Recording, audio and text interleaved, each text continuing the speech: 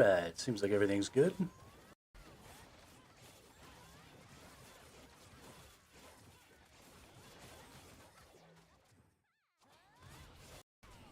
Oh, I forgot to turn on my laptop again. I'm getting really bad about that.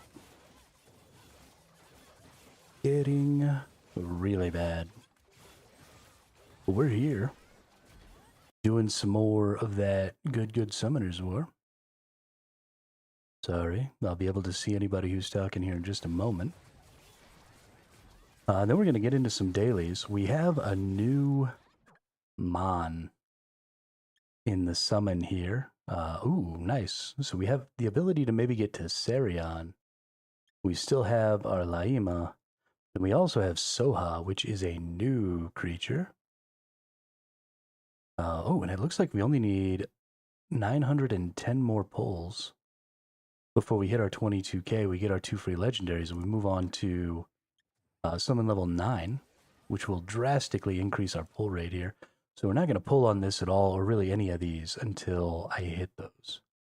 That's pretty exciting. Let's go back to the regular. Cool, we already have enough to get 300 of those pulls out of the way. So let's do that. We might as well hit this 10 pull here real quick, because that'll take us to 400. Now we just need 2 more 300 pulls, and we'll be good. That's pretty exciting. I'm pretty excited. But we're going to take a look at Soha, the new character. We're going to see... I'm going to see what's up with that. We're going to do all of our dailies. We're going to power up as much as possible, and then we're going to see if we can't push through some more levels here. But let's take a look at the rankings. I get some stage rewards. That's cool. But I want to see... Ooh, OK has actually overtaken baseattack, who was rank 1 for a really long time in my server. That's kind of crazy.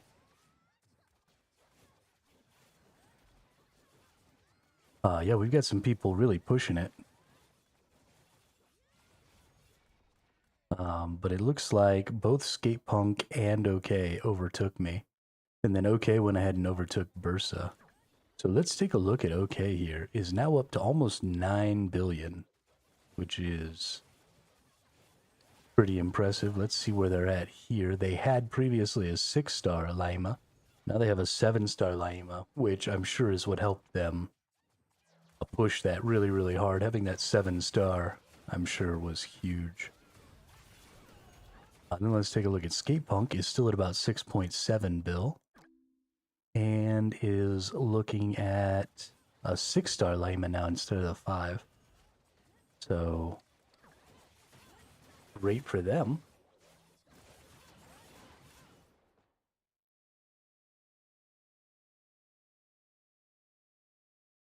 Just strictly based off of their powers and the difference in our powers, my expectation is not really to be able to keep up with those folks. I'm going to keep trying. I'm going to keep... Ooh, who's this? Tommy Baby's catching up. Ooh, it's 7 bill. I wonder why you're at 7 bill and seems so far behind. Tommy Baby's been in our server for a while. I see them when I play PvP and stuff. Yeah, we are logged into our laptop. Close and reopen our chat here so we can see some more information.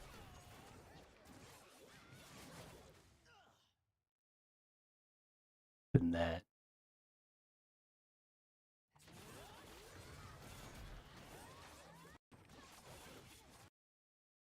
All right, so tonight the servers are going down at they said 9 o'clock. Yeah, 9 o'clock Pacific. Tonight, the servers are going down in Throne and Liberty, and then they're having... nope, sorry. 6 o'clock? I don't know, they're having like a 13-hour maintenance time tonight to bring in the Tier 3. They have a huge patch coming down for Throne and Liberty, which is all corresponding with the update to their Hyper Boost. They're actually adding the Hyper Boost to all servers. So for those of you who were planning on playing on your old characters, you will have access to that Hyper Boost to get you up to 6,000, 6.5k, to get you into that Tier 3 gear on whatever server you want. old server or one of the new servers. Eventually, the new servers will get folded into the larger server group. They are going to be separate for a little while, but eventually they'll get folded in. There's tons of new stuff coming out. There's the 24 versus 24 PvP, which has, you can queue in for the normal as a solo or as up to a 6-person team. And then you can queue up for ranked when they actually do their first ranked season. You're going to be able to queue up for ranked in a 6-person group only. You have to be in a 6-person group. So it'll be 4 6-person groups versus 4 6-person groups. Now, this actually takes me way back. One of my favorite things about the original Guild Wars was the 12 versus 12 alliance battles, which was three teams of 4. You joined with your team of 4, and then you went into the alliance battle with 2 other teams that you didn't know, and then there were lots of objectives and things to fight over. It was a really, really, really good PvP mode that I have never seen anybody do right since then. Because normally when people start trying to replicate that, like New World kind of tried to replicate that with its sieges, with its war system, and they did a really bad job of that because they put everything too close together, right? In Guild Wars, you had to go really far to get to all the capture points and stuff like that. So it forced you to split up, and because you really only had comms with a small subsection of your group, you only had the 4 people in your team that you were actually communicating with. You ended up in sort of a much more dynamic and emergent PvP environment. And it was a heck of a lot of fun. So I'm actually kind of excited about this 24 versus 24 thing in Throne and Liberty.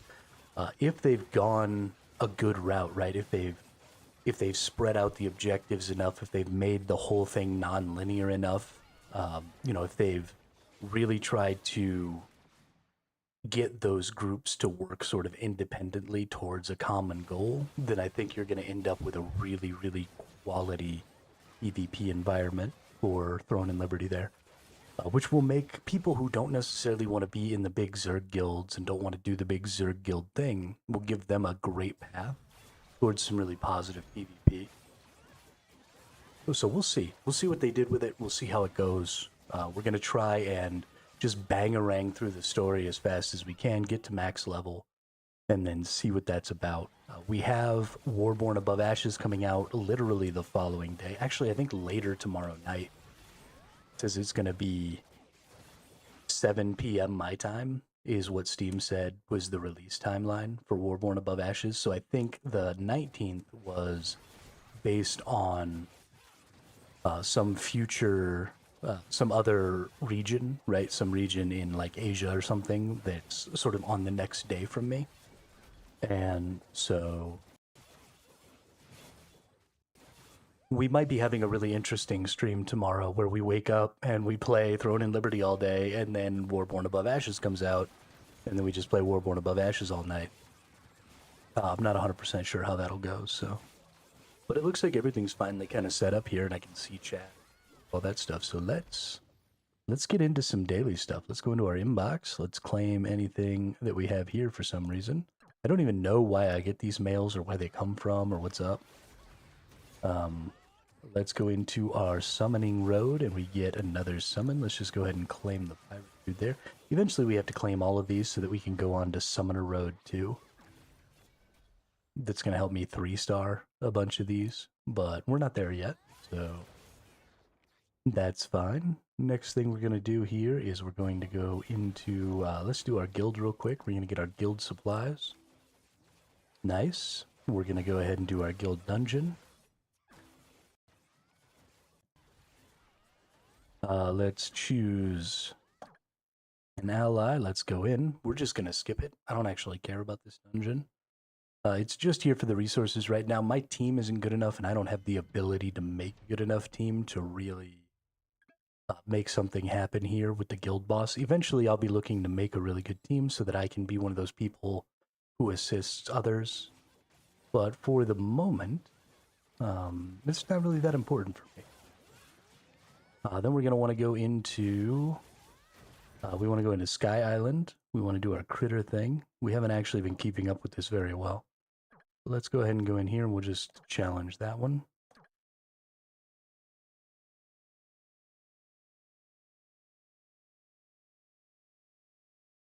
Alrighty. And we'll close that down. Oh, we got maxed out there. Gross. Probably should have been paying more attention to that. We've got our dragon's nest. We want to go in and do our dragon's nest for sure. Gonna enter that. We're just gonna skip this one too. Again, ability to make a really good dragon team. We are getting 37. That's a bonus. Normally we only get 36 or 35. But we've gotten more there now, which is fantastic. Let's solve today's quiz. Has a defense down effect. I think it's actually Crystal Spear. Yep.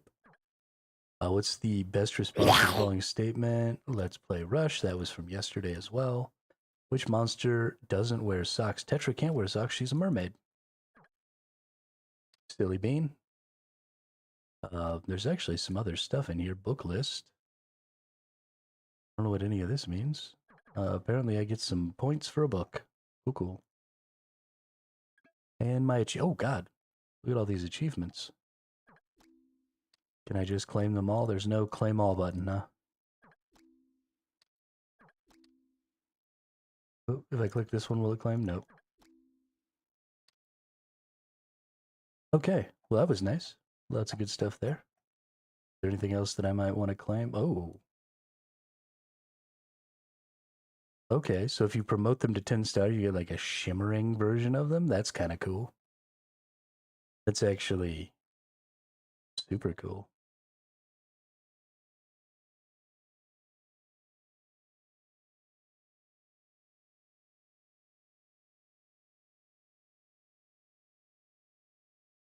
Interesting. Okay.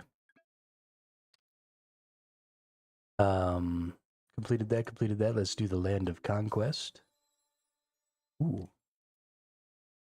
Let's see. We want to conquer this right here. Absolutely. Now we're going to be getting everything. So we want to go ahead and move over here. We're going to go to our conquest. We're going to collect everything. And now we can collect from here as well. And so now we're just going to slowly collect all of the stuff that's available here. Which is super awesome. Let's go ahead and enter.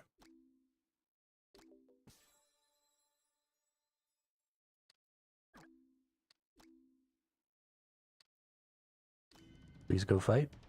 Again, this isn't really going to do anything. I don't even actually know why I'm fighting this repeatedly. We're just doing it. We're just doing the thing. We click the buttons.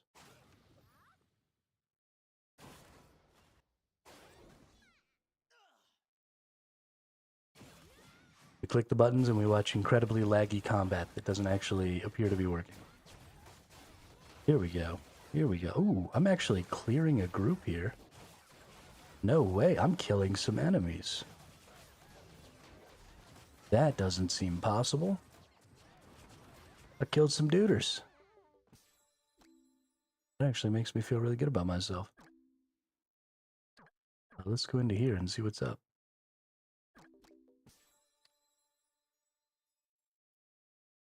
Okay, I have 0 points. I have... Cool. But nothing really happened there. But I did get a bunch of those resources. We need to go into our Sky Island defense here. We need to go down to our Sky Patrol. We need to claim all these rewards and patrol those again. And freaking tastic, good deal.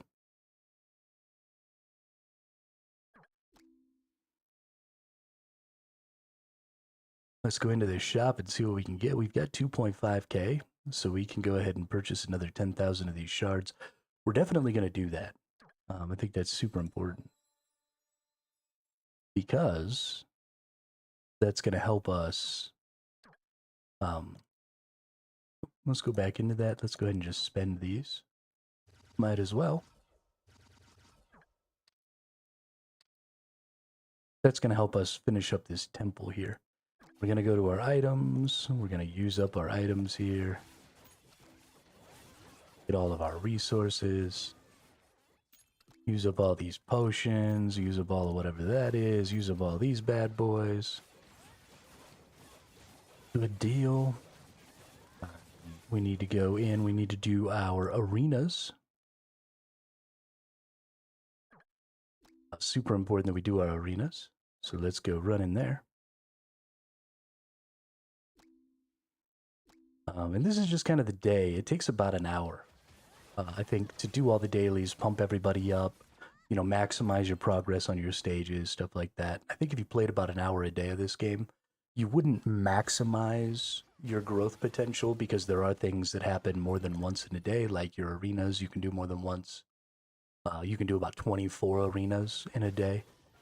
And so you'd want to do those again. Your critter capture you can't do because you do that every 8 hours. So you'd lose some progression stuff there. But most of this stuff is just a daily, quick little grind. Which is why I'm going to continue to play this game. Even after we stream it, I'm going to go ahead and continue playing it. Because it's going to be something that I can just jump onto, you know, before stream, after stream, something like that. Do a little something, something. And then carry on with my life. And then, you know, if I get something really huge, something really big happens, we can have a little stream and I can kind of give an update, something like that, on how the account is going.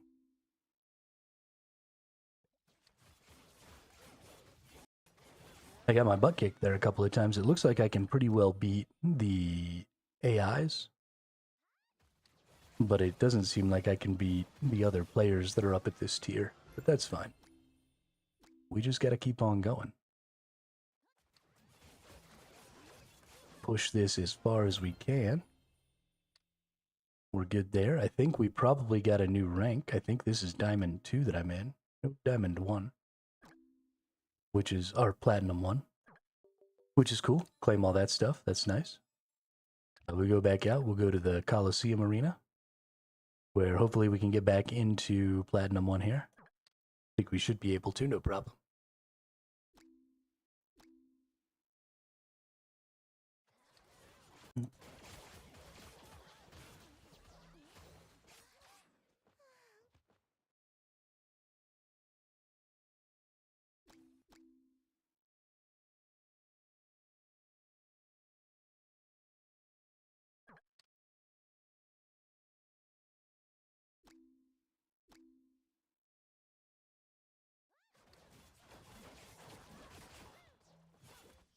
Nice.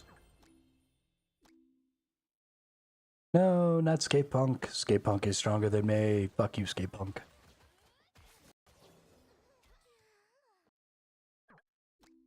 I hate you.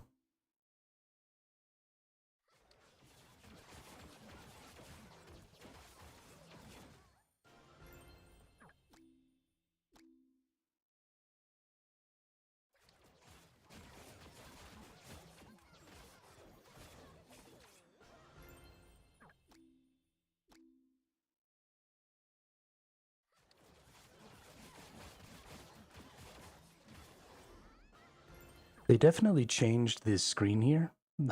It's showing our actual powers instead of just our ranks.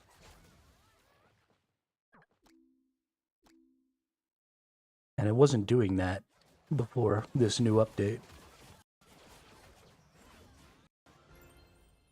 So I kind of get an idea of who's going to win. It shows you in green who the expected winner is going to be, which is kind of cool. So, like, I'm expected to win here. And that makes me happy. And then I can just skip. Oh, nice. I can just skip these.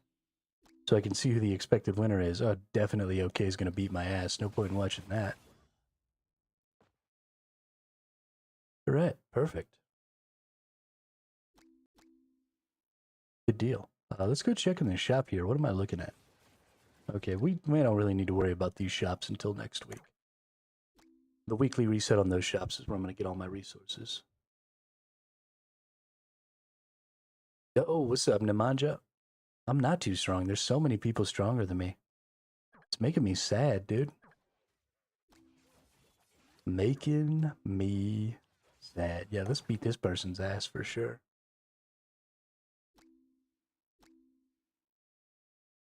They've only got 600 million. I really shouldn't be picking on somebody so much weaker than me, but... Oh, what's this? That's a new resource. What is the Hall of Gianna? Okay, so every 10 of those little roller things that I get to pick something. I don't know. Okay, well, let's select all of our opponents here. Let's try and be smart about it. Yeah, 1.2 G. Definitely gonna beat that dude. I am a bully. You're right. Fuck him, dude. Fuck him. What'd they get for being so weak? It's the law of nature. The strong prey on the weak.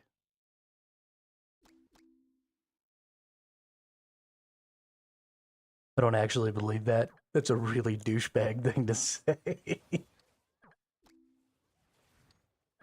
A really douchebag thing to say. Could you imagine? Could you imagine if you actually believed that? What kind of a dipshit would you have to be?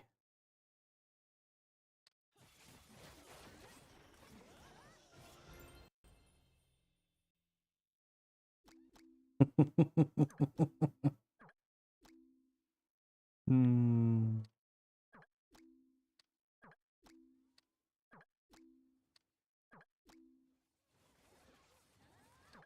Hey, give me that free reset. Stop trying to make me fight people who are way stronger than me. I might be able to beat this person. Let's give it a shot. They're pretty close to me, but I got them by 200 mil. I think we can win it. I think we... Oh, it's John Danger 81. Yeah. We got him. We got him.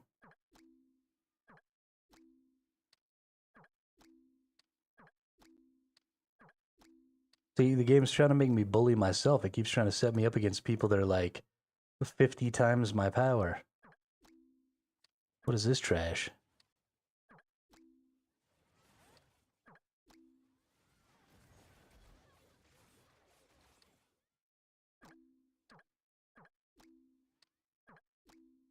It's like when you were a little kid and your older brother grabbed your hand and kept whacking you in the face with it, telling you, stop hitting yourself, stop hitting yourself. Game's trying to make me hit myself. This is totally unacceptable. 600 Gs? I got 2.25 Gs. It wants me to fight somebody with 300 times my power. What is this garbage? This is my last reset. If I don't get somebody I can beat here, I'm gonna get aggravated.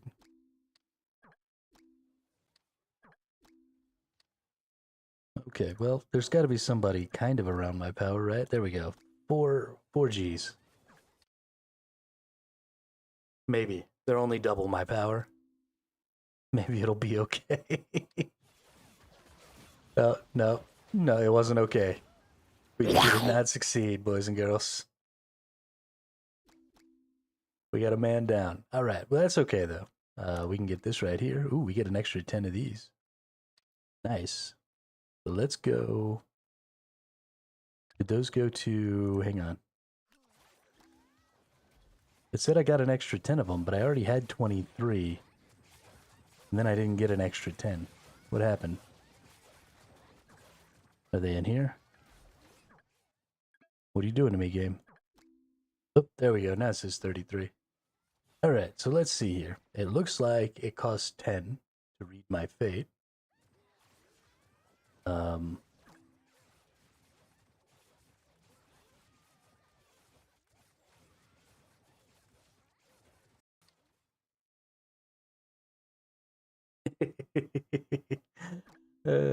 Descent of Constellation. Trigger effect 300 times. Place 5 cards of the same color in consecutive numbers. Trigger effect 150x. Place 4 cards of the same number. Or get a full house. Okay, so straight flush, 4 of a kind, full house. Got it. Oh, full house. Flush, straight, 3 of a kind, 2 pair, 1 pair. So it's poker. And high card is 1x. Okay, so let's see. Oh, there's the question mark. Okay, read fate.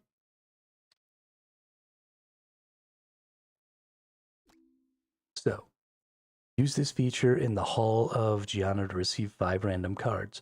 Combinations and their multipliers are determined by these 5 cards. Select fate. Earn points by activating this feature and returning the cards in your possession. Points are calculated as sum of the numbers on the 5 cards time combination multipliers. You can repeat read fate to earn additional points even after completing select fate. You can also earn rewards using the accrued points, which also reset at the start of each new season. Fate marbles are required.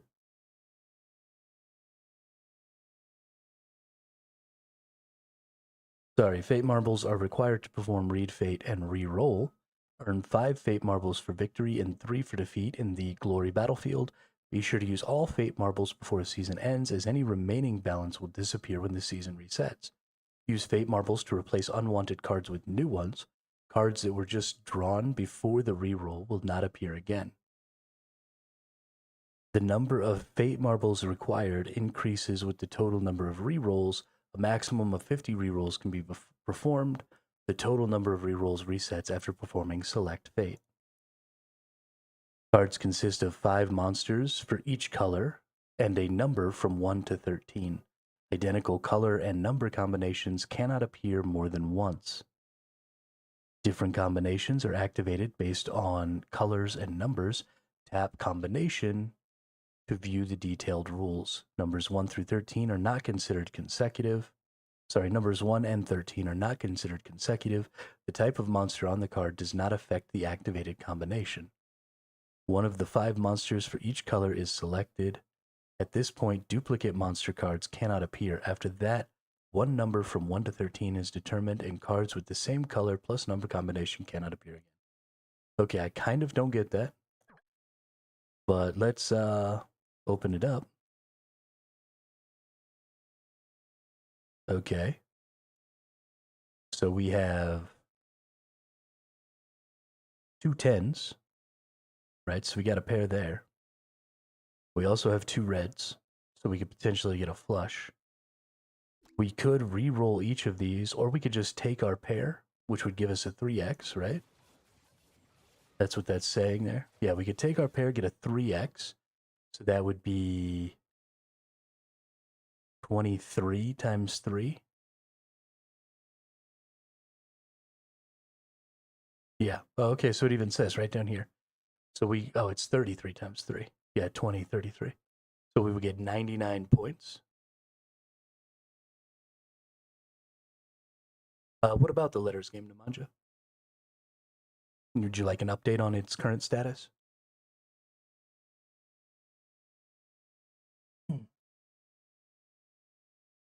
I think it would cost too much to try and roll this into something better. Oh, it does kind of looks like the letters game. It's true. It is a little bit like that. So we obtain 99 points. At 100 points, we get 500 of these. So let's read fate again for 10 points. We have 6, 7. Ooh, we've got 5, 6, 7, blank, and 9. If we can re-roll an 8, we can get a straight. Feel like we hit that re-roll.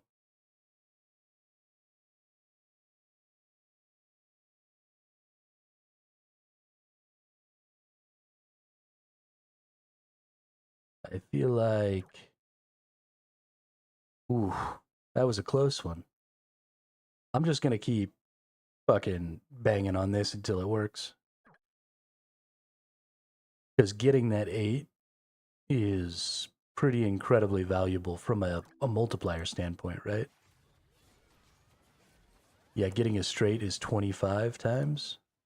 So that's a value that I can't really see getting.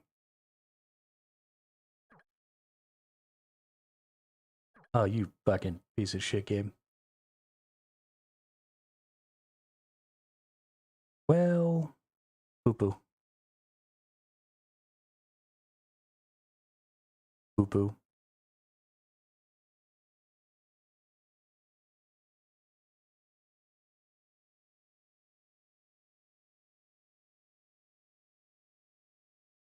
I think we're just going to leave it, and then we'll come back to it, and we'll just keep re-rolling on that.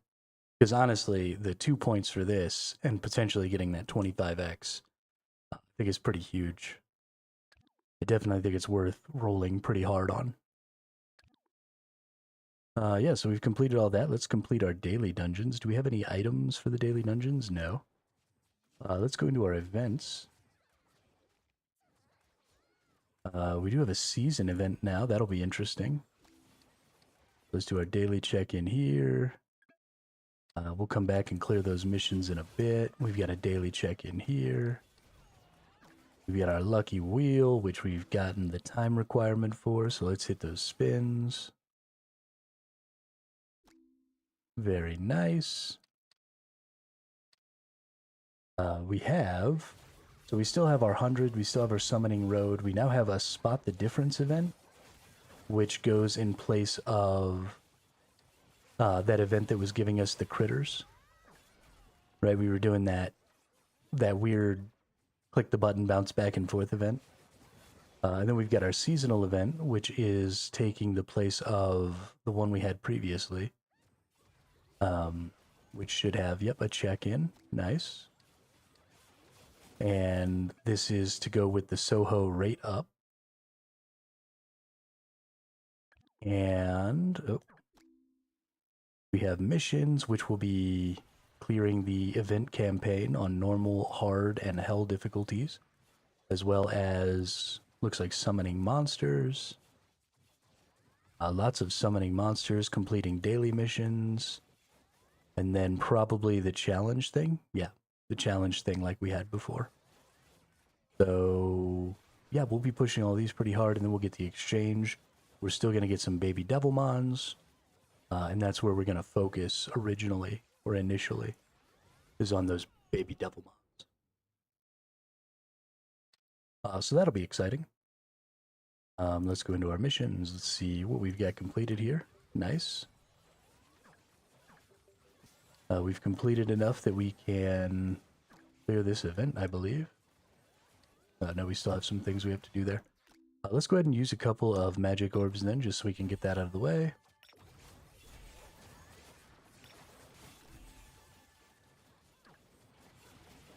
And let's go in and beat our dungeons. Entrez-vous.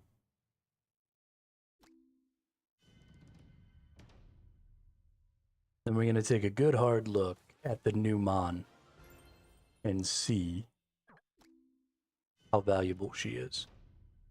There may be a good chance or a good reason to get the new Mon up to 7-star. The new Mons do tend to be a little better. Obviously, they're trying to encourage you to spend money. So there's going to be a bit of power creep with the new Mons. At least most of the time. There will be some times where they kind of rein it back in, and then you get something that's a little subpar. But especially early on like this, I'm sure they're trying really hard to get you to spend some money on 7-starring those new Mons. Although I don't really think it's necessary to spend money to do so. You probably would need to spend money to try and, like, 10-star them. But I think you could probably get away with 7-starring them fairly easily over the course of a 2-week period.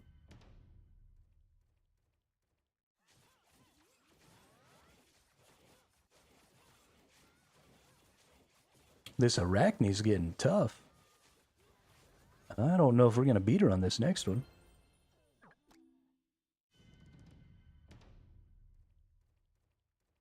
Of course, I think we're actually using not my real team right now. So I probably need to readjust the team that's in here.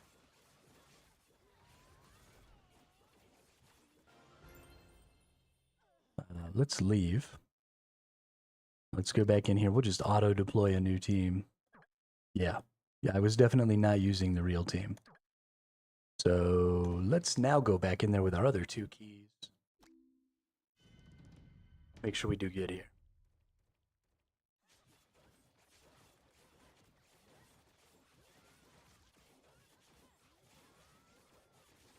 Yeah, things seem a little better down here now. We should be able to go much, much farther. We're up to 135. That's pretty exciting.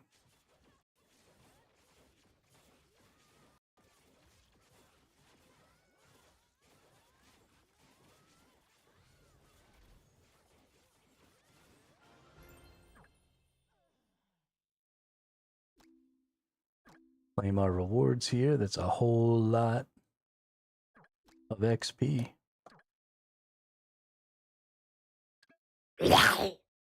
Oops.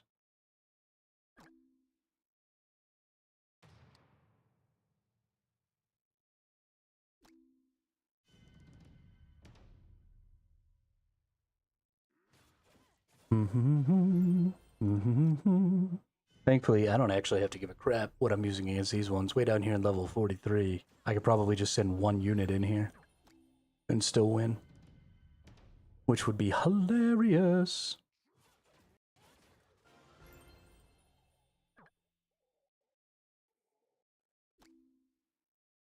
All right, let's snag all those up. Then we go down and we do the mystery, or the mastery dungeon, not mystery dungeon. I can read.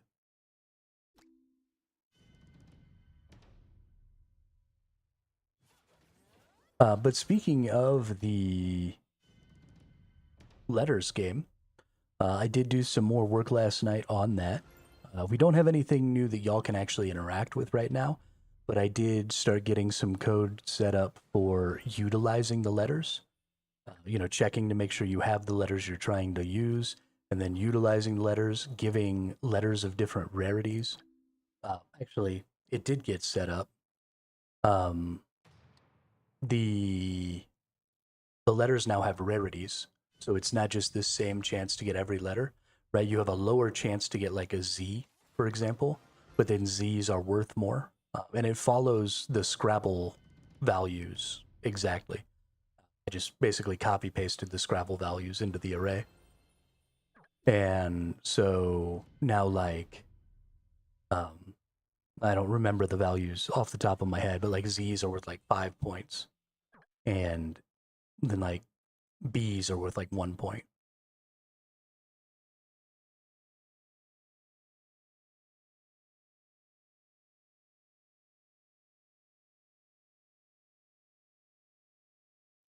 I also got the code written to create the multipliers. I have not gotten it set up where it's actually going to display the multipliers, but we did get it set up where it's going to create the multipliers. So now as soon as I can get that displayed, we'll be able to see, and then it consumes the multipliers and then recreates a new set. So there's a little bit of logic work that I have to do inside of streamer.bot, but most of the code is done.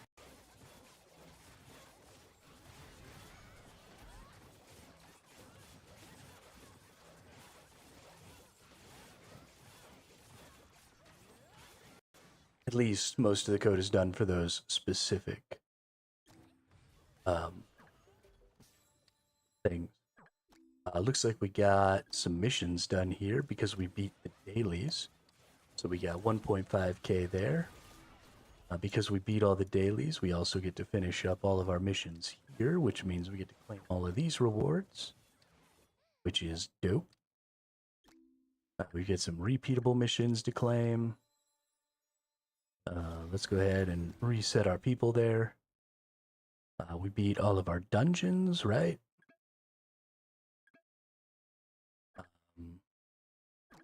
We did all of our Sky Island stuff. Oh, you know what we need to do? We need to go to the Temple of the Dragon.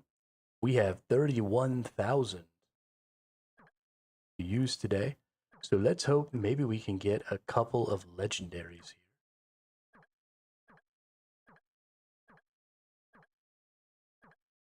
Because we're only using 170 at a time.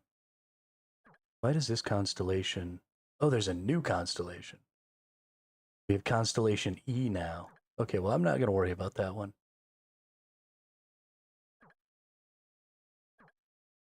Ooh. Oh, that was almost a legendary. Fuck.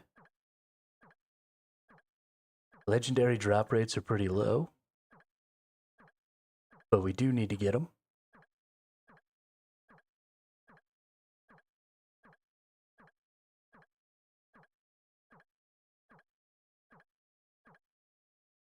Ugh. Ugh. It really wants me to stop on that unique. Oh my gosh. Hey. There we go. Now it doesn't let me draw if I draw the legendary.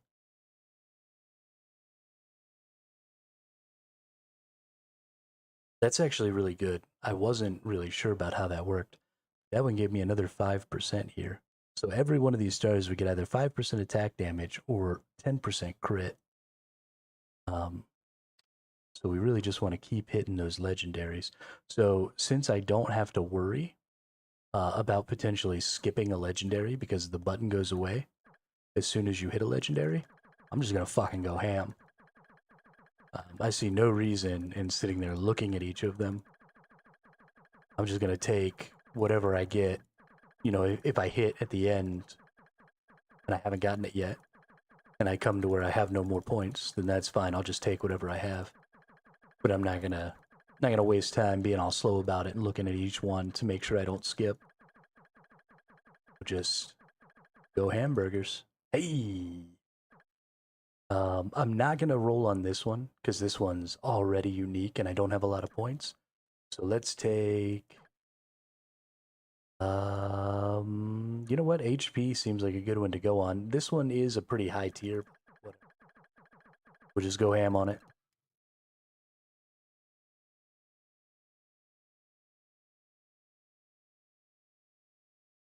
That was pretty nice. We now have our 3 legendaries.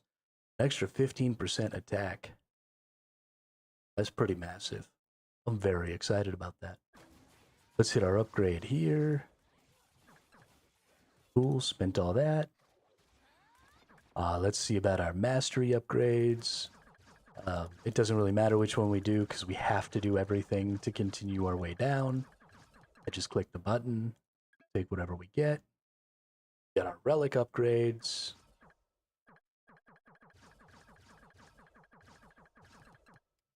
Up to 95 here. I wonder if this stops at 100.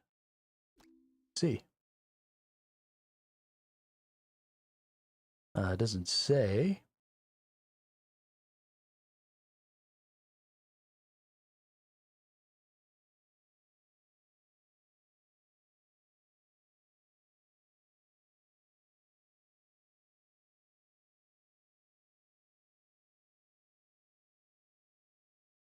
You can obtain ancient relic pieces and summon ancient relics after clearing relic piece dungeon 141.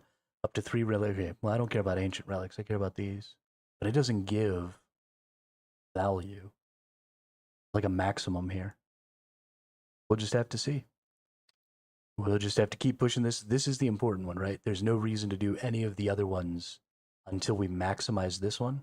Because maxing this one first is the fastest path to maxing everything. It is technically slower. You know, if I max this one, this doesn't give me any combat power. So in the same amount of time I could max this one, I could max, you know, for example, anything. So technically it's slower to max, you know, the first 2 or 3. Or maybe the first 1 or 2 by doing it this way first. But then after that, because you're gaining so many more, everything beyond that is actually faster. So you always do the bonus pieces first, for sure. Then we've got, oh goodness, 1,355 of these. Let's go ahead and just do the attack one as much as we can here. Because we definitely need some more attack damage. Then we'll hit some crit damage too. That's nice.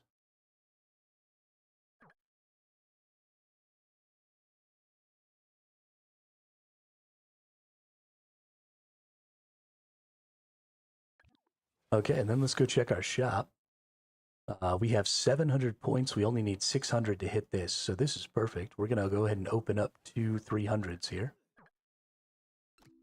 And we didn't get anything, but we do reach Monster Summon level 9, which means we get 2 free legendaries on top of now getting higher drop chances.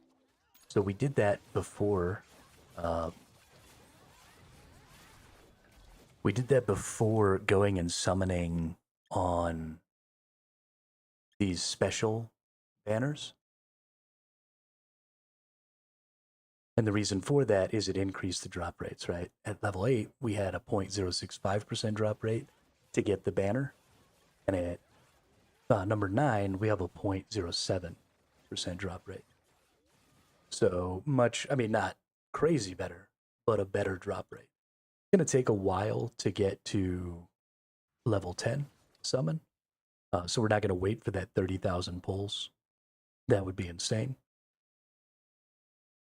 But we do have, it looks like we have enough to go ahead and hit this next and get this bonus. So let's go ahead and pull on some 300s here with Aima. Yo, Hermit the Kermit. Kermit the Frog here. Wow, no legends. That sucks. That sucks a lot here. What's going on there, Gravy? How are you today? We've got a new limited thing. Free limited thing. Doesn't look like it. Cool. And then crystals. We got our daily crystals for potions.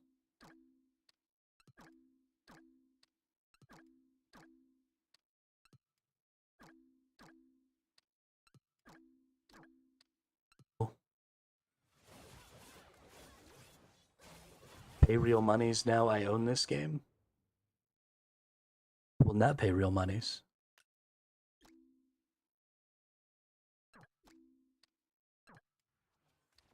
Why would I ever pay real monies to a predatory ass game like this? It sounds like an absolutely terrible idea. Why are you giving me terrible ideas?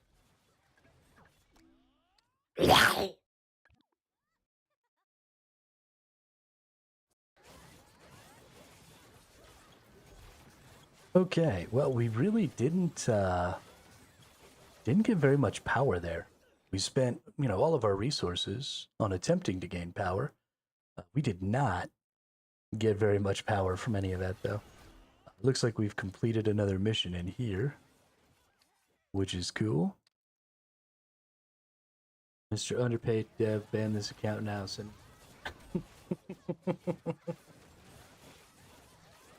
Oh, you're about a goofy ass motherfucker. Do you know that, Gravy?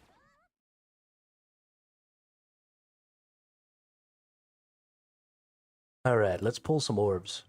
Let's see if we can't get another transcendent piece. It's unlikely, because we've only got 835 orbs. But maybe. Let's see. Defense, trip hit rate. We're a little under there. We lose a chunk. But I think trip hit rate probably does as much as this attack. And then this defense is just kind of on top of that. I feel like we've got to equip this one, even though it's slightly less, because it's got that second bonus. So I think we go ahead and do it.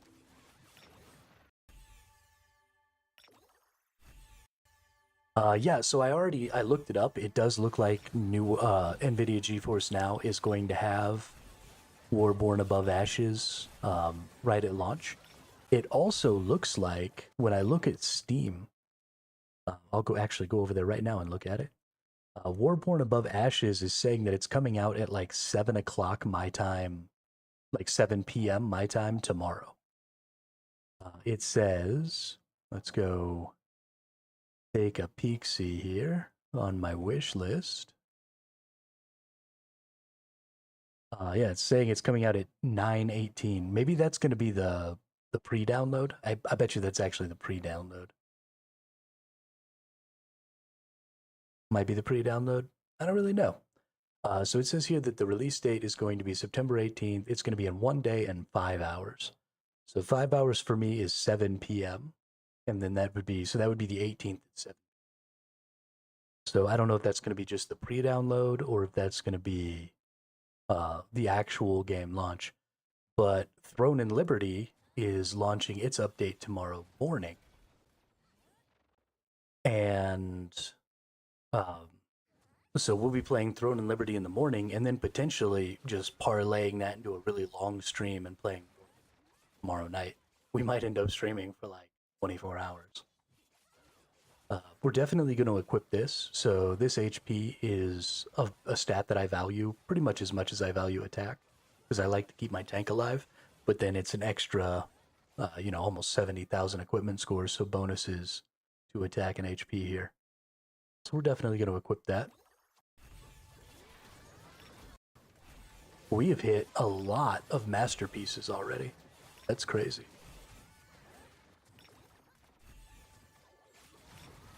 If you want to give me a transcendent, right? Like give me a transcendent one of these, or a transcendent one here that doesn't have the hit wreck. What's my lowest? This is my lowest score, so you give me something here that even has the accuracy, right? Transcendent with HP and accuracy, I'd be excited. Ooh, here's a really low. Yeah, give me a transcendent with defense and crit damage on here.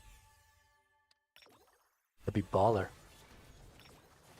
You can already preload the game. Okay, cool. Well, then tomorrow's going to be kind of a crazy stream day for us, because we're going to be jumping into a new server on Throne and Liberty tomorrow morning. So 7 a.m. my time, 7 a.m. Pacific, so 8 a.m. my time, is the earliest time that Throne and Liberty will launch tomorrow after its 13-hour down. Yeah, well, it says Friday, September 19th. Right, but you're in a different time zone than me. So it's probably early morning on the 19th. So that would be really late night on the 18th.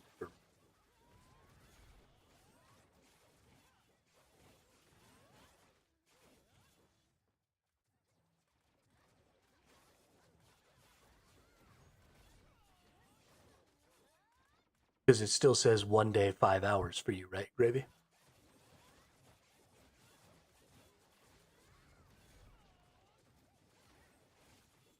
We're not going to take this graze rate, even though it's slightly better.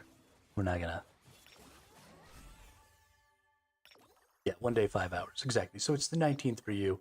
So I assume it's like a Korean game or something like that. And so they're probably giving times based on their time. Right? Because why wouldn't they? So I get the benefit of that being a whole day earlier for me, which makes me super duper happy. Definitely don't want that one. Well, not a whole day earlier, but yeah, it'll launch at the exact same time. It's just going to be the 18th for me when that happens, instead of the 19th.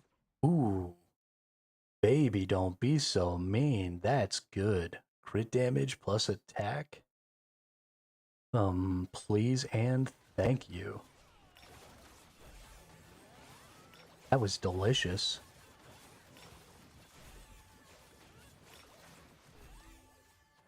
What we got here? Double hit rate, accuracy. These are actually better stats. Accuracy I take over graze rate all day. That's 33,000 less equipment score. I don't think I want to take it to base stats, so we'll disassemble. Asia 2 a.m. p.m.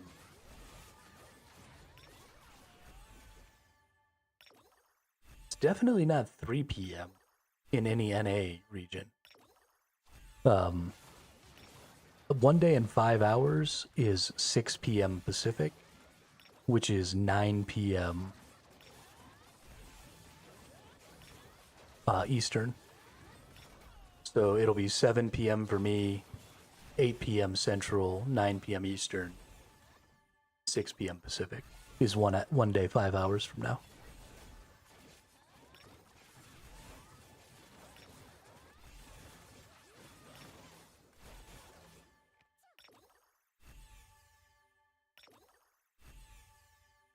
So none of, unless it's taking like an Alaska time zone. I don't know, or maybe like it might be using the Hawaii time zone. Actually, the Hawaii time zone might be 3 p.m. That would be interesting. So because the game is, Korea's one of the Asian Pacific Islander countries, they might be using Hawaii. Let's see, 7 p.m. Mountain to Hawaii. If it's a 4-hour difference.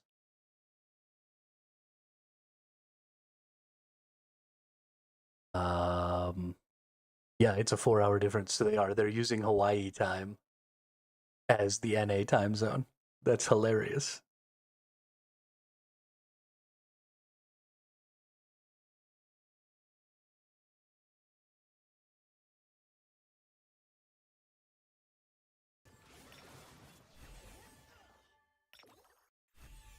Silly geese.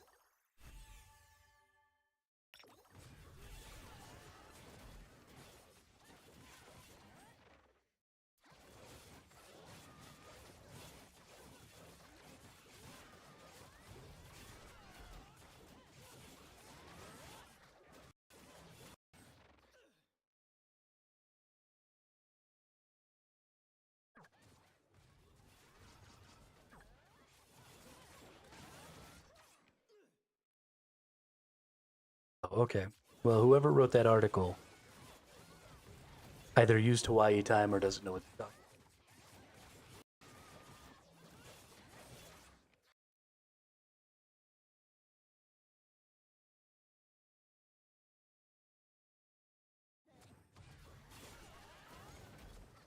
There we go. Got my audio.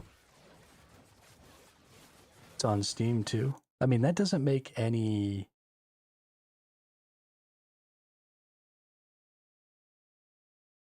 Yeah. Okay. So the publisher is using Hawaii time. That's hilarious. That is freaking hilarious. Let's see. So they're using English, Chinese, both simplified and traditional French and German, as well as Spanish, Russian, Polish, Portuguese, Korean, and Japanese. The publisher is Ulend Games.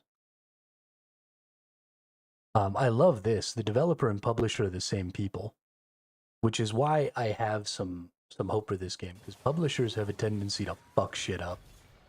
Because the publishers don't care about the video games, they care about how much money they can make off of the video games, because publishers are investors, right? They're not developers.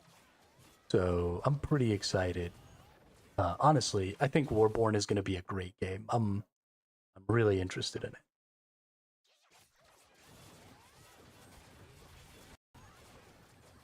Even if it's not 100% polished right when it comes out, I've got hope.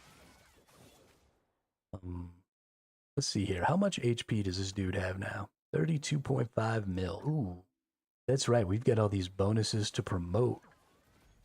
Oh yeah, more HP. Fucking get it. Oh, more HP. Fucking get it.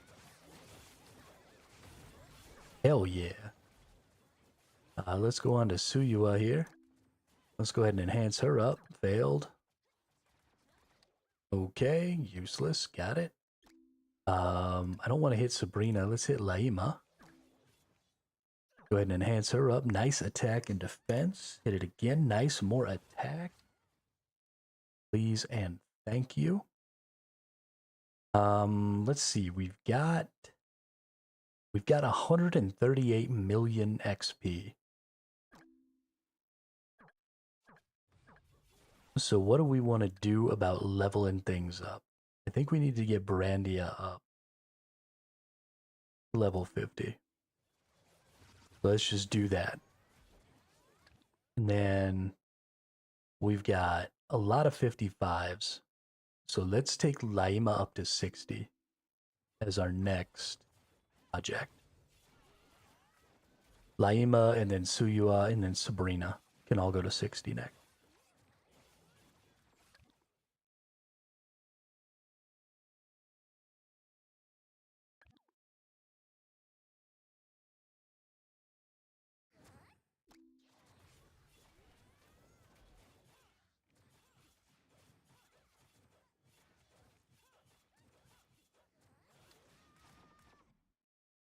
Okay.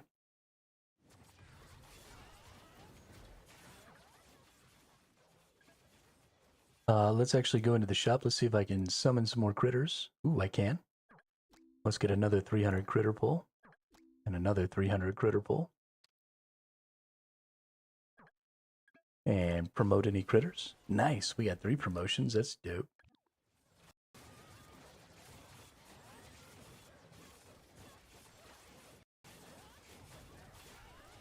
Alrighty.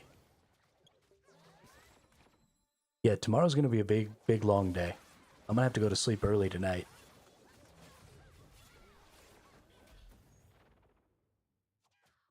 So that I can get up at 8 o'clock and get some food in me. Get on that stream. Do that stream thing.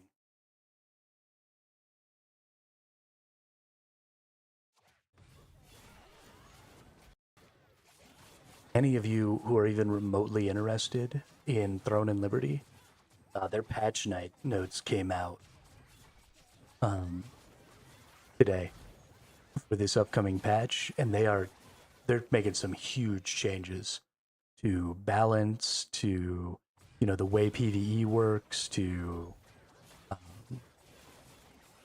how you gain some rewards, to all kinds of stuff. So if you've been following Throne and Liberty or hoping for an opportunity to get back into it, or if you've got a specific change that you think I would go through those patch notes and see if what you're looking for is changing. I didn't look through them really specifically. Mostly I'm excited about this 24 versus 24 PvP because I think that's going to be really good. And I think having a ranked PvP for that is going to end up being really good. So we'll see.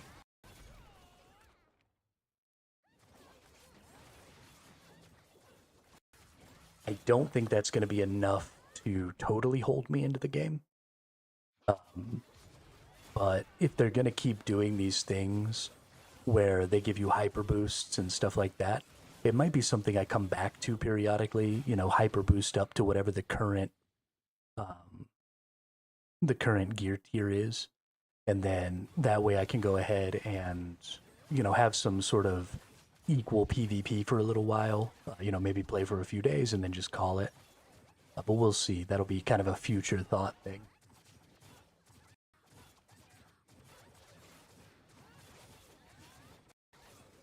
But it, yeah, I mean, if there are people out there who really enjoyed Throne and Liberty before, there may be something about these changes that are going to make it kind of a core game for you. That's not going to probably happen for me, but it could happen for some people out there if the gameplay loop was really what you would liked. If you enjoy being parts of big guilds, if you enjoy that kind of stuff, if you enjoy the Zergy sort of combat.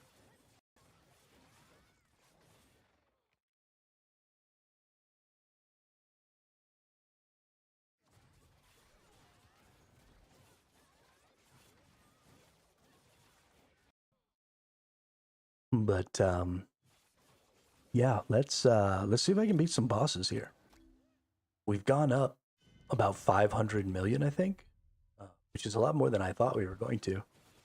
So let's see how we fare against this Centaur here. Centaur ain't doing shit. Get dookied on, bro.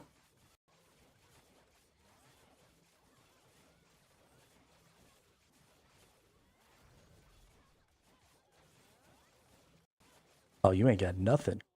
You ain't got nothing. You just got.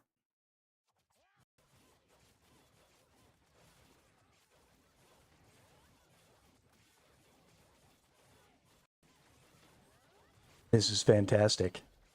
Yeah, while this runs, I'm actually going to go grab me some soda real quick. I'll be right back.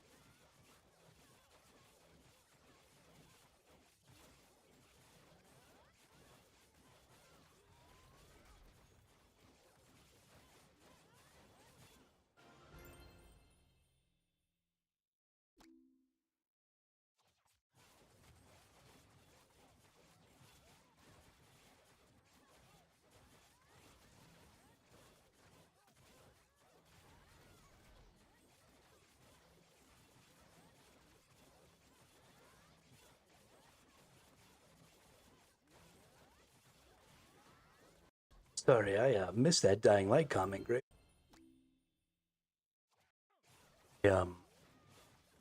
Dying Light's what, like a single-player zombie style kind of a thing? Is it a remake that they're putting out, or?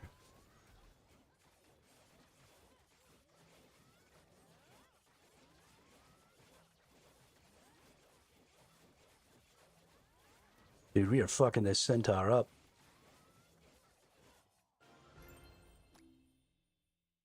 Where's he going? It's going nowhere. He was serial crushed by some huge freaking guy.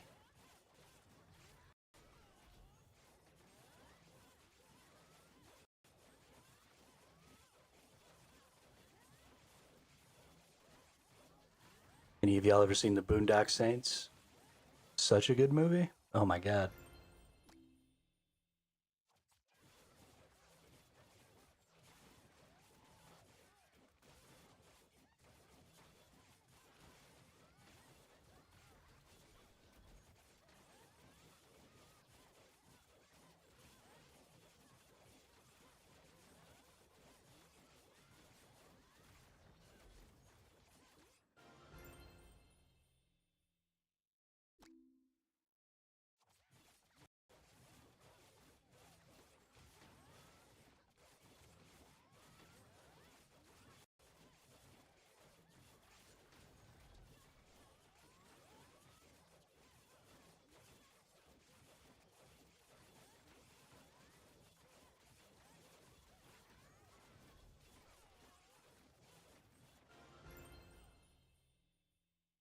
There was a firefight. Oh yeah. With giant rock golem.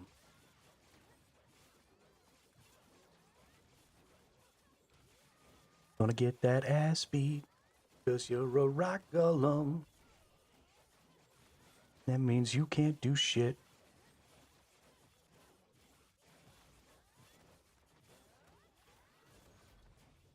Man, I'm having a good day. Y'all having a good day? Fucking brilliant day.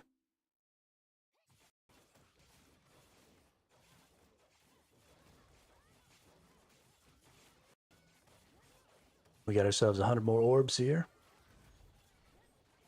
Beat down all these people. How far do we gotta go to catch up to Skate Punk? We gotta go another 100. We might make it. We might not. I don't know. I'd like to think that we're gonna make it all the way to 3,200. I don't think we're gonna catch Bursa. We're definitely not gonna catch OK. OK is just taking off on us here. But I think we could catch Skate Punk. I think we're going to stay ahead of... Oh, Tremorous is way down here now. I don't think Tremorous is playing anymore. That's kind of sad. Now, we do have some people catching up to us. This person, who's 9th, is almost the same power as me, which is crazy. Now, let's see. This person exceeds me by 1.5 billion. This person's a billion below me. Good for them. Good job, Oscillon.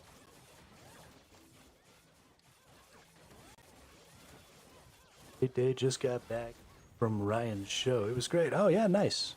Nice.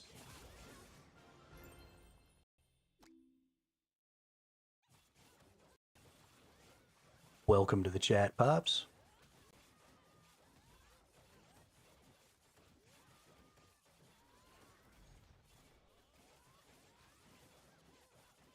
Yeah, a little sad that I missed that, but also there was no way in hell I was ever going anywhere near that many people ever again, so...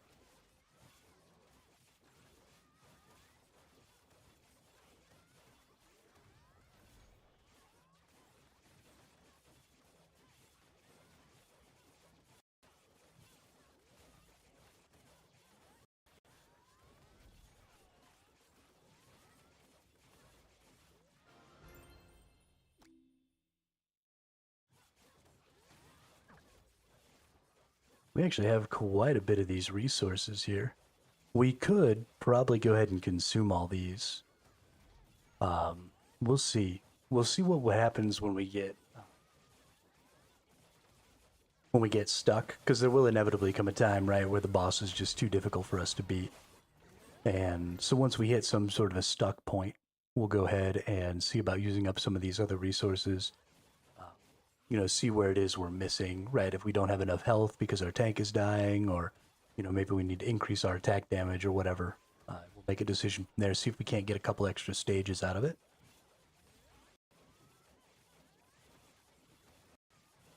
Because that'll be fun.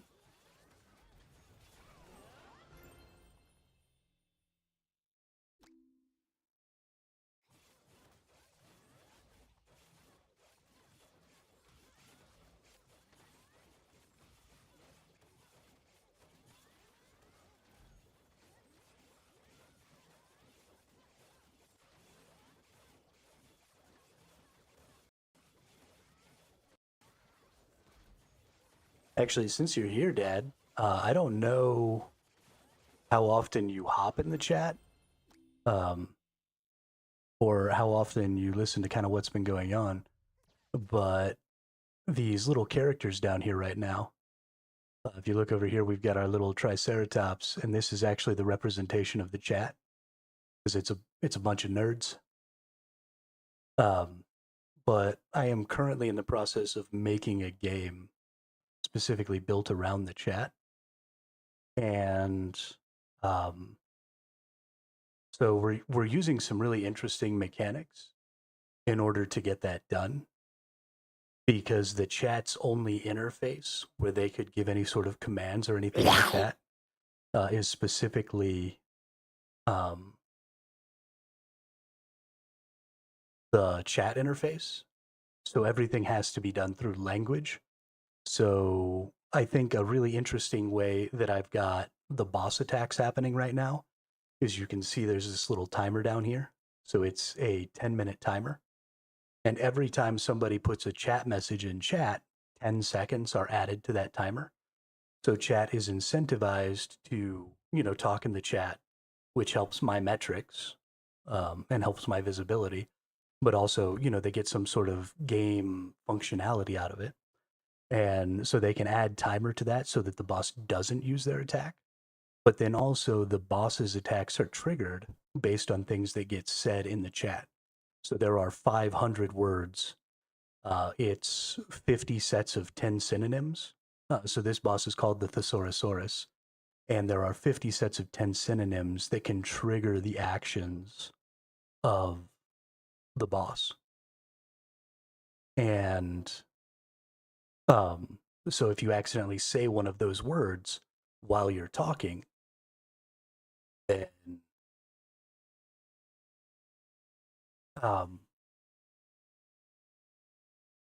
then the chat will get, or sorry, then the boss will get an additional attack. It could get its heal, it could get a strong attack, it could get a base attack, thing like that. So that's kind of how the chat or the boss functions. And there will be different gimmicks for each of the different bosses. I'm going to build a bunch of bosses for the game, but there'll be a bunch of gimmicks for that. And then on the right-hand side, you have the chat, which currently, just for watching, you get points. And then you can use those points to trigger specific actions. There's a basic attack, there's an attack up buff, there's a strong attack, and there's a heal. But the functionality I'm working with now is we're going to use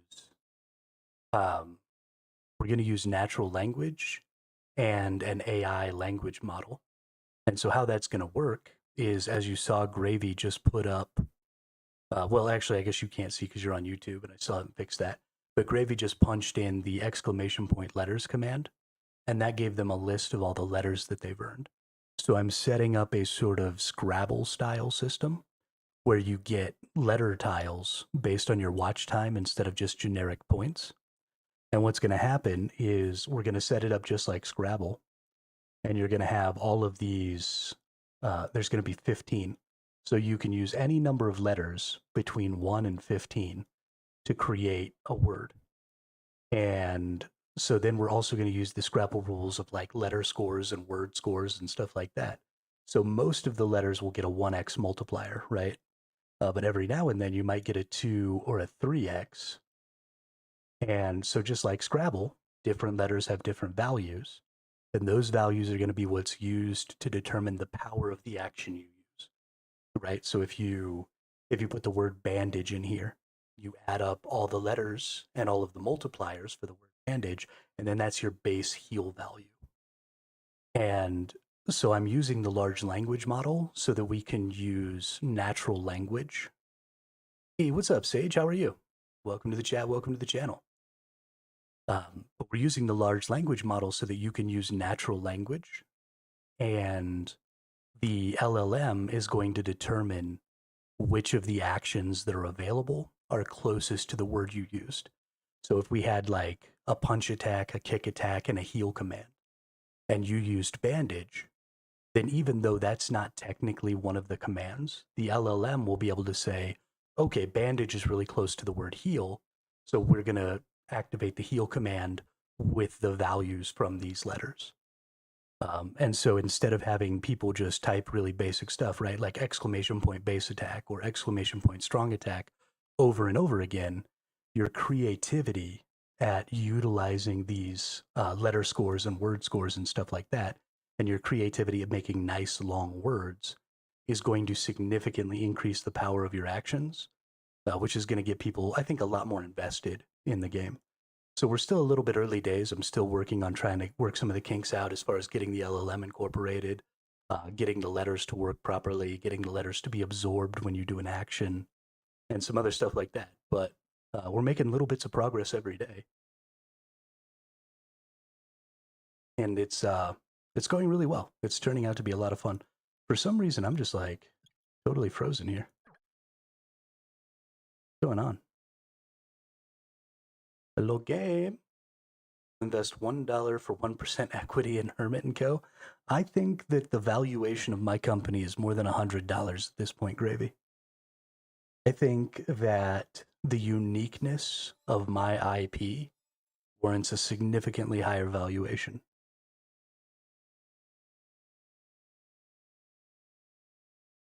So unfortunately, I cannot give you 1%.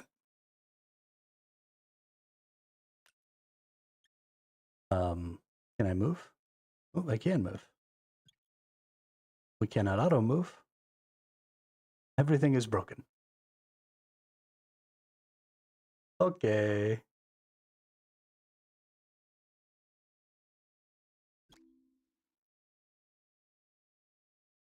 Hey.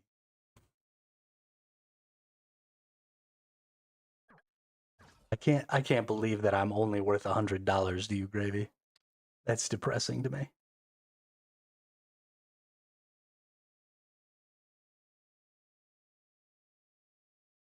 That's depressing to me.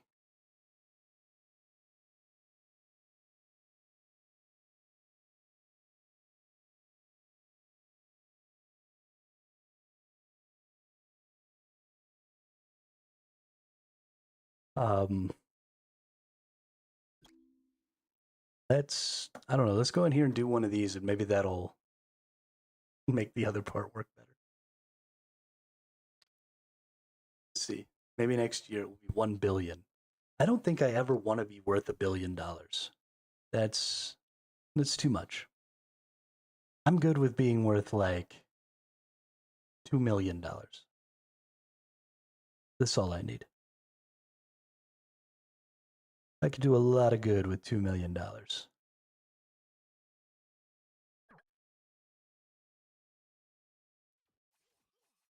You already put 25 cents? That's just rude.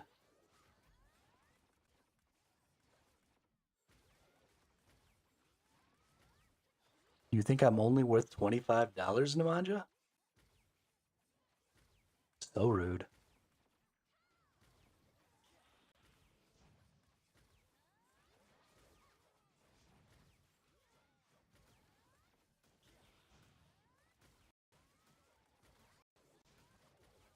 Okay, can we please kill this boss thing without me having to do that?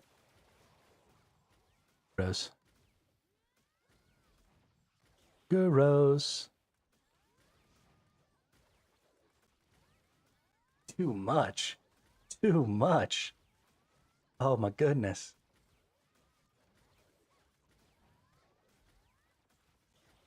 Y'all are lucky that I am really full of myself, and I think a lot of myself, or you would just be destroying my confidence right now.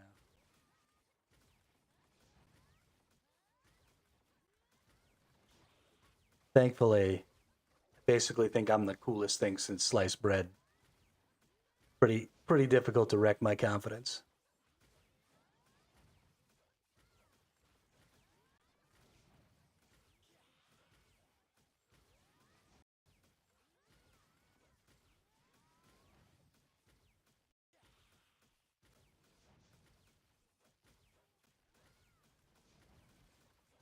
My game is good. And it's gonna be like, oh my god, good. Seriously. It's gonna be. I don't I don't think it's an overstatement to say that this action interface is probably the most innovative thing to happen to video games in a decade.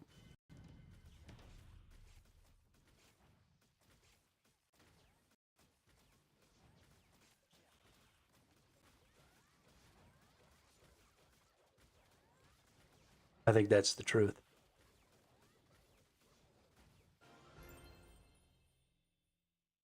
Okay, we got that cleared. Let's see.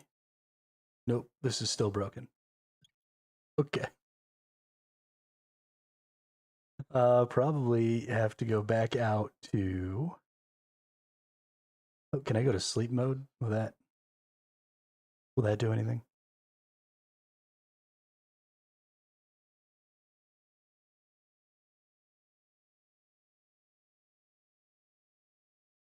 Nope, doesn't look like it's doing anything.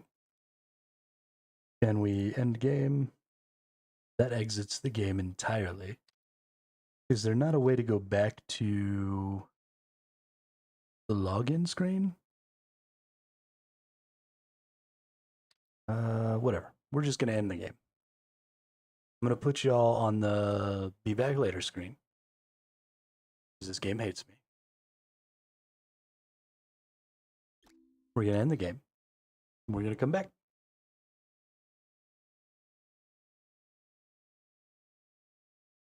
Because apparently this game hates me. Doesn't want me to play. Doesn't want me to be happy. Don't worry. Be happy. I would never leave you. Even when I leave, I don't really leave, Nemanja. I'm with you in spirit.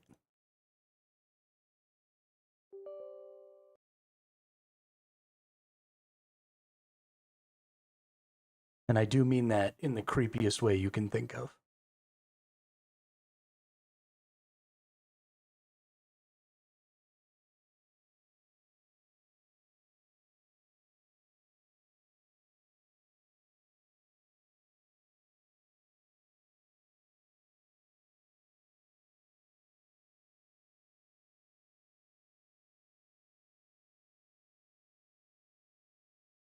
Ooh. You know what's exciting? We're only a month and a half away from Halloween. Spooky season, baby.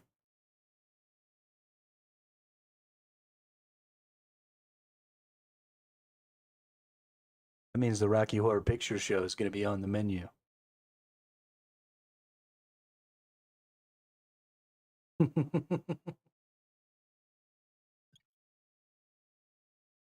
I love that people can see.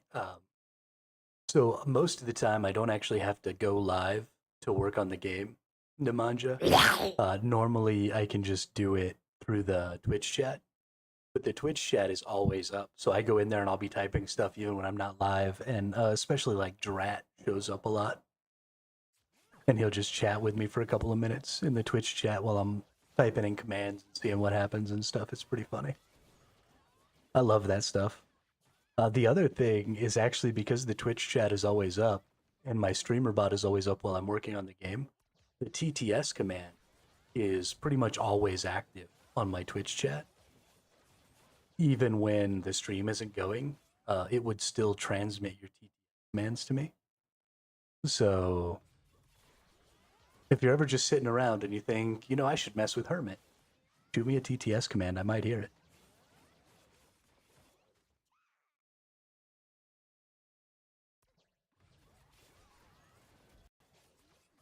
Let's keep it PG, but it exists. It's a possibility. Looks like the game is actually working again, so let's go ahead and take y'all back off the Be Back Soon. And let's go kill some more bosses. Yeah, it entertains me a lot. It really does. I like the little interactions like that. Makes it feel more like a community.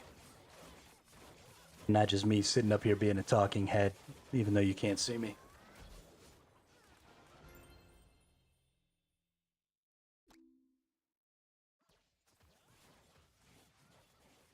I really need to do some work on the Discord, because I would like to be able to interact with you all more, informally and stuff on the Discord. But the Discord's not very good, and so there's not really a lot of reason to be there talking. And I also, I'm a little bit of an introvert, so I do sort of run down my social battery while we're here streaming, and then I'm not as attentive to the Discord as I should be. So if I could make the Discord a place where people want it to be more often, then I could just kind of jump in, when I had the social bandwidth to do so. But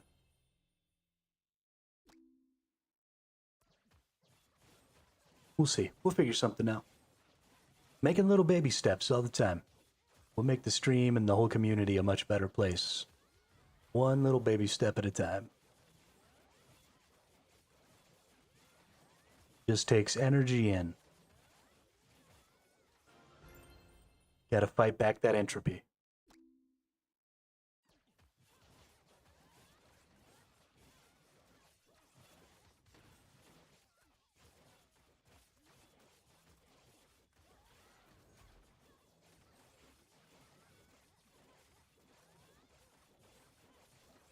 I gotta admit, I really wish it was tomorrow already. I enjoy Summoner's War, and I'm gonna, like I said, I'm gonna keep playing it. It's been a lot of fun for the last week or so. But I'm really excited to play a little Throne and Liberty and then play some Warborn tomorrow night. I'm like stupid giddy about getting a chance to play those games.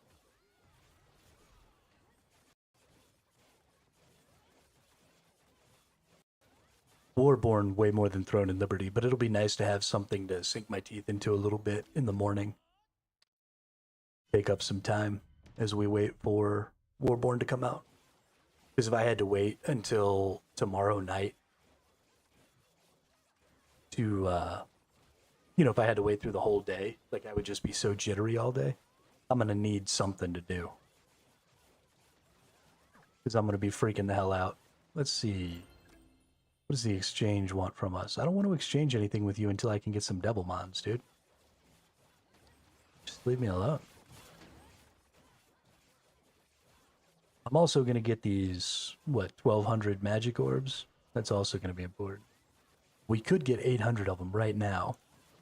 But that wouldn't take us nearly high enough to try and get to like 22. So they're not super important right this moment. It's going to take us a really long time to get to rank 22 here, which is what we need to be able to start getting miracle pieces and to start being able to enhance our equipment. So there's not really any value until we're getting closer to that 22. At least not any sort of like immediate value. There's no rush to get those orbs. So I've got, a couple of weeks at least. How long is this season? 27 days? Okay. Let's actually see what this is. This spot the difference thing. Let's hit the challenge. And let's see. Okay. Okay. Number one, we've got this right here.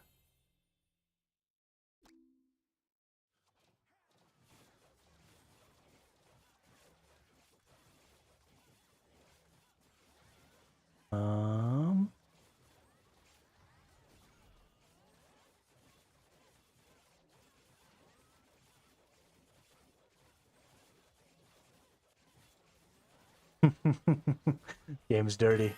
Get that right there.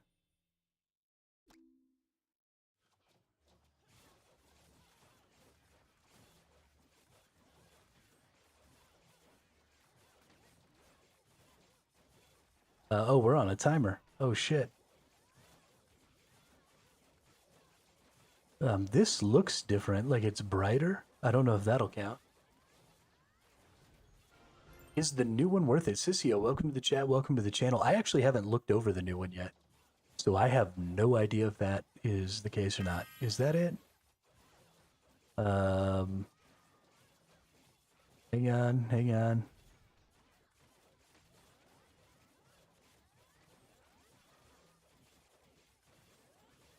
You played some Throne and Liberty today? Nice. How'd you enjoy it? Oh shit. Oh shit. We're running out of time. Hurry up. Don't rush me, damn it.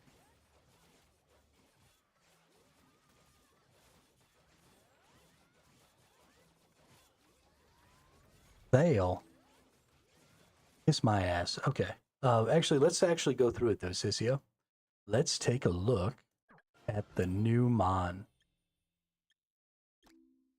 Soha.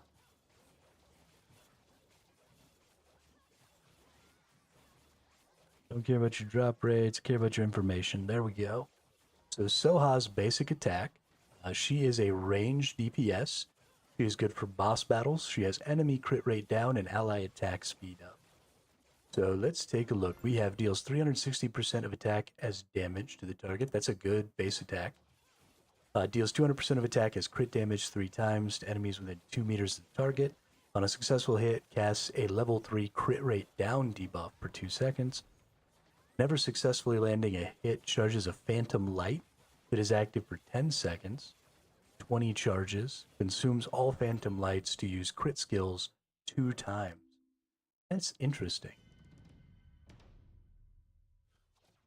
So crit rate.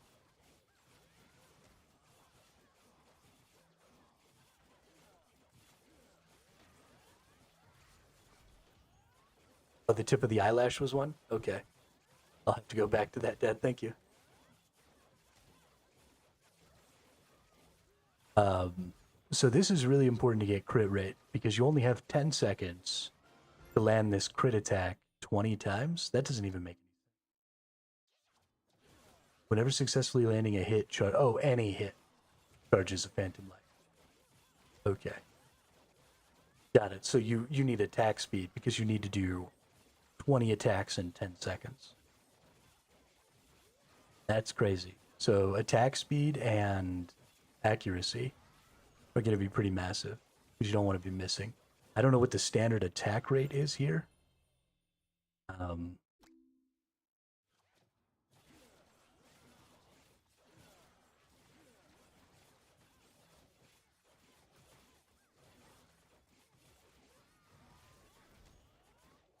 But yeah, gonna need some attack speed there. And then the last one does an increased attack speed to all allies, that is, all ranged allies, sorry, that is stackable. So this is really important. The fact that this is stackable because you want to be using Jean, because Jean is already giving you a 20% attack speed buff.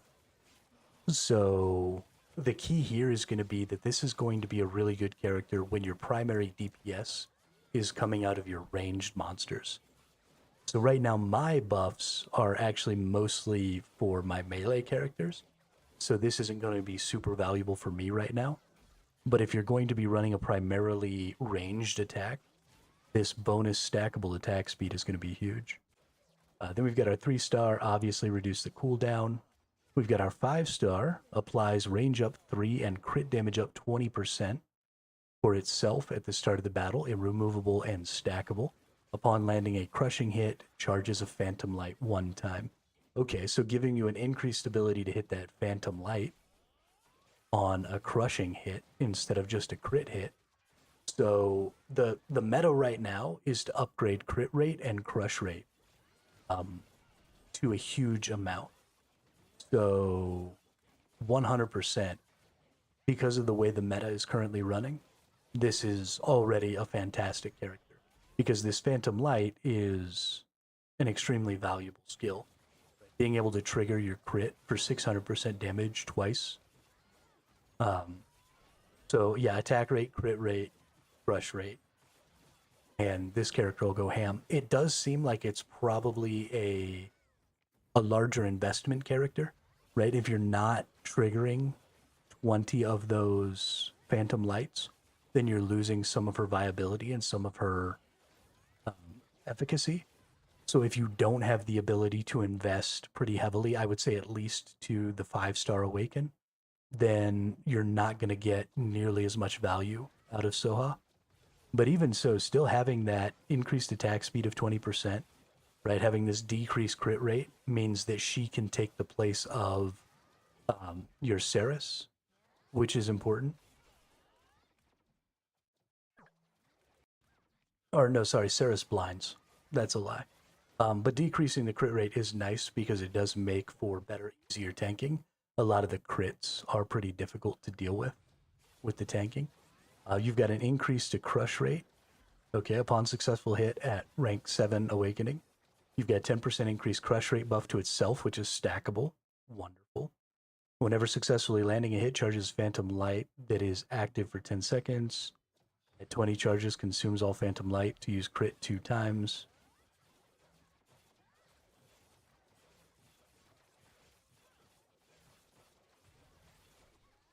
Why is it saying that that's part of... This is confusing me.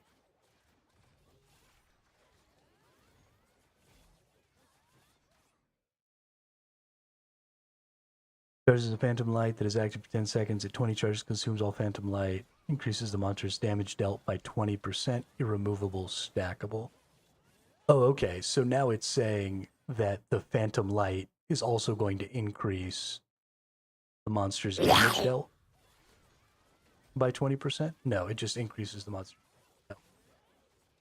So this must just be saying that the exclusive skill is also going to give a charge of Phantom Light.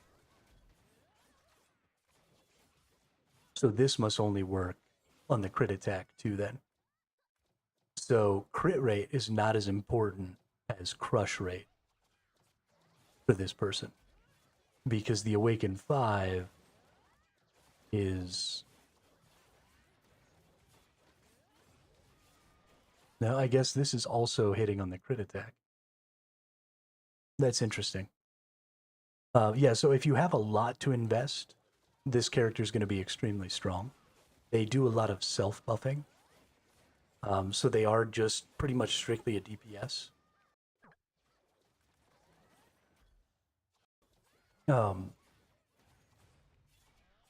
Yeah, this is kind of somebody that you want to, like, build your team around. Right, your crush rate up, your crit rate up, your attack speed up. All of those things, your cooldowns, right, if you can get some CDR reduction. And you're just kind of building around this character, it seems. But I think this will be a primary DPS character. So if you haven't gotten Suyua, or if you don't want to do melee, prefer to have range DPS, this is, I think, a great replacement for Suyua. So if you don't have Suyua, or you come in later and you're not getting Suyua, I would say this is going to go really well. When you're using bigger teams, I think Soha and Suyua are kind of going to have to go together when you're doing like the 25 versus 25, because Suyua does very much similar stuff, right? Increasing melee attack speed, or sorry, increasing attack speed of melee people, stackable. You know, so she's kind of doing the same thing that Soha is doing by being, you know, getting that crush rate up, right? Increasing her own damage a lot. She really is just kind of the ranged version of Suyua.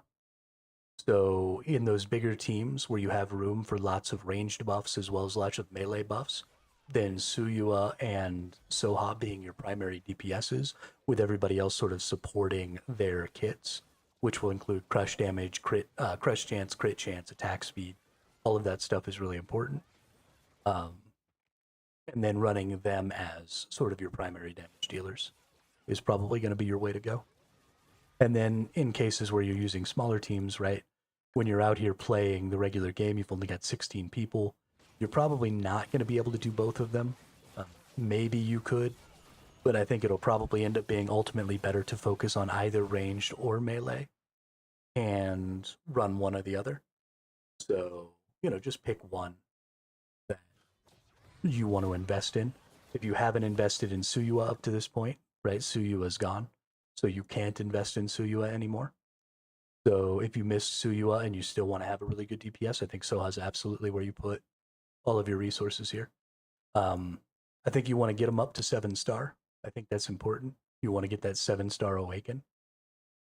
So I only have Suyua and 3-star. So I actually, I'm going to keep working on Laima because she'll be 5 soon. Yeah, so I need to get 7 more to get Laima up to 5. And then I might abandon trying to get Laima to 7 and try and get Soha to 7. Because she's definitely really good.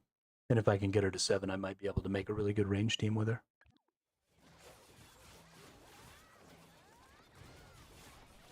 I failed a boss fight. What are you talking about? That's bullshit. Oh, it's this motherfucker. That's why. Because he can still hit me, even when he's blind, because he uses that skill all the time. Yeah, that's the one. This guy's a dickhead.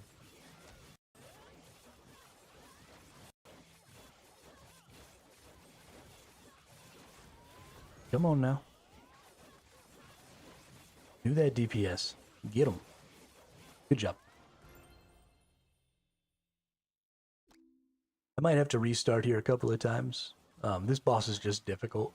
He sort of circumvents my blind, which is a big part of my tanking right now. So in situations where he goes ahead and circumvents that with his ability, we're just going to run into issues. He doesn't seem to be using it at all right now. This is fantastic. We just got to beat his ass. Get wrecked, nerd.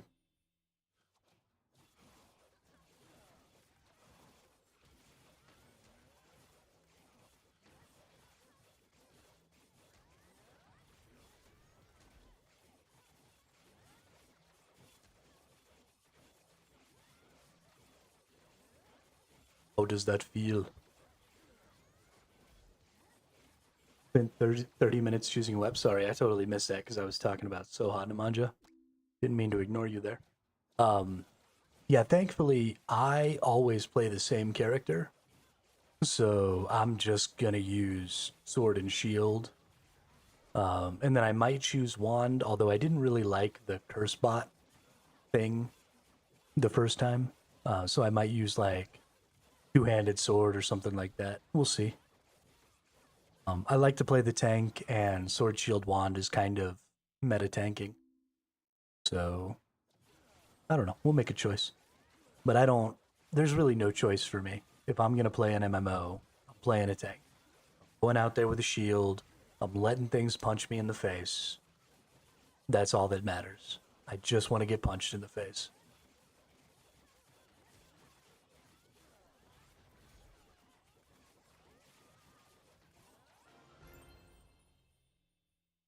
Always with a shield.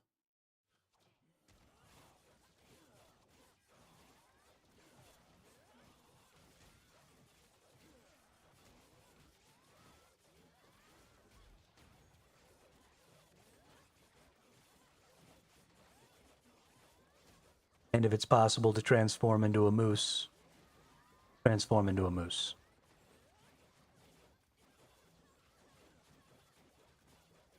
My Hibernian brothers and sisters out there will understand.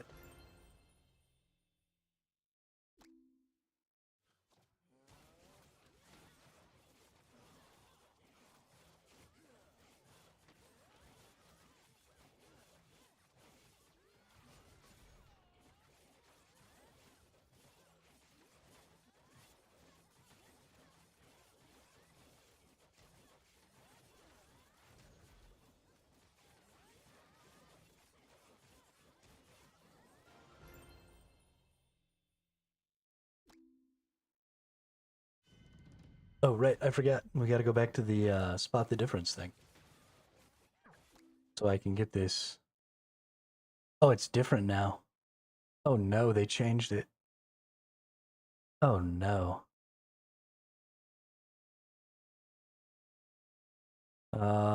There's one.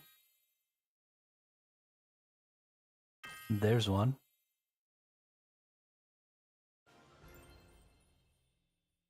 And the eyelashes and everything look the same on this one.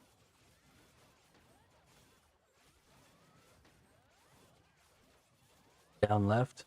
Oh, nice. Good catch, good catch.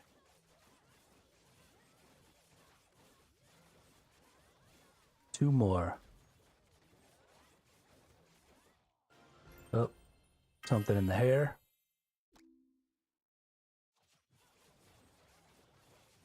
And right there. Oh, yeah. Nope.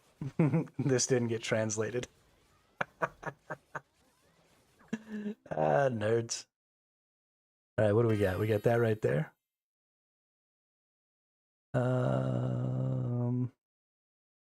Got this dude wearing shades.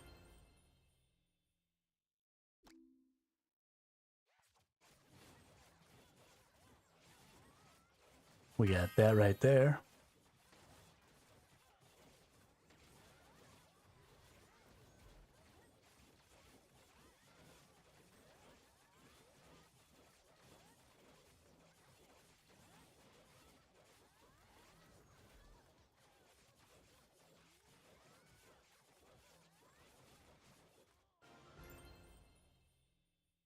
Hair on the middle.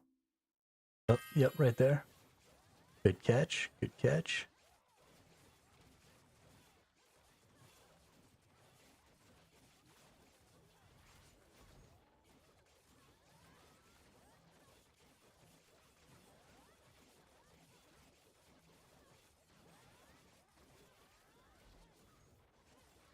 $30 seconds.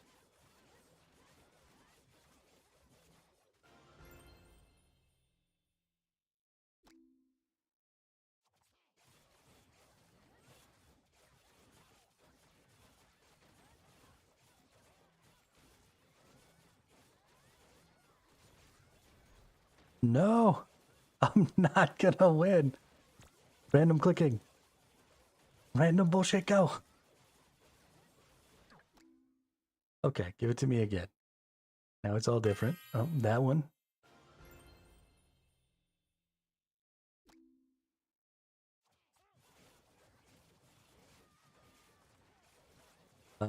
Still wearing shades.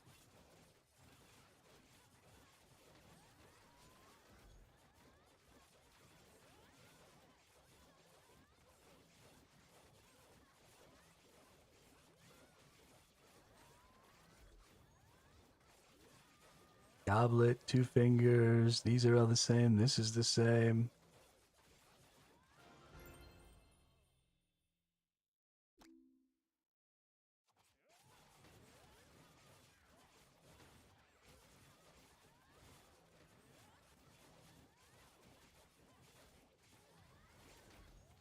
Oh my god, this is atrocious. How am I supposed to figure this out?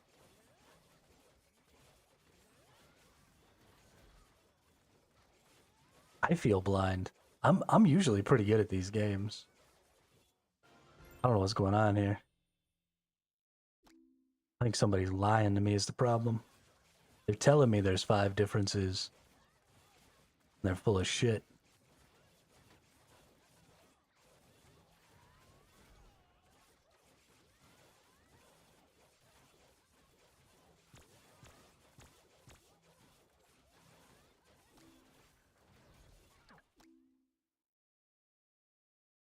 Let's see. So the hair thing isn't there anymore.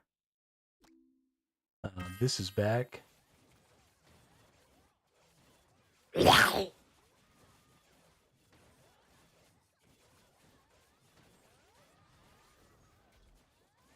shades are back.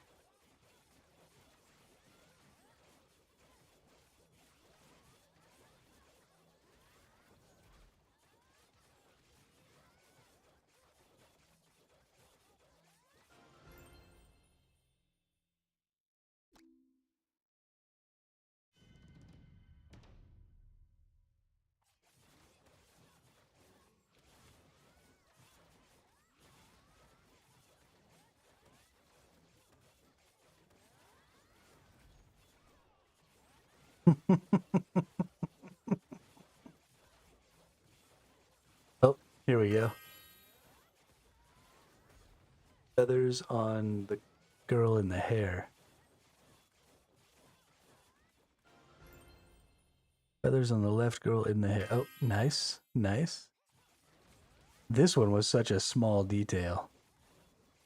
They're really trying to catch you lacking.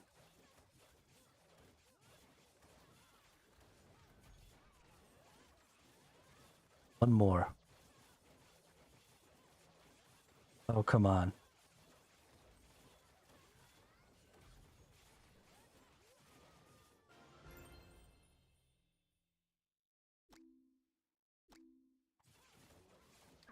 Oh my god, it's so hard. Okay, this one's back. This one's back. This one's back. No glasses this time. No hair ones over here this time.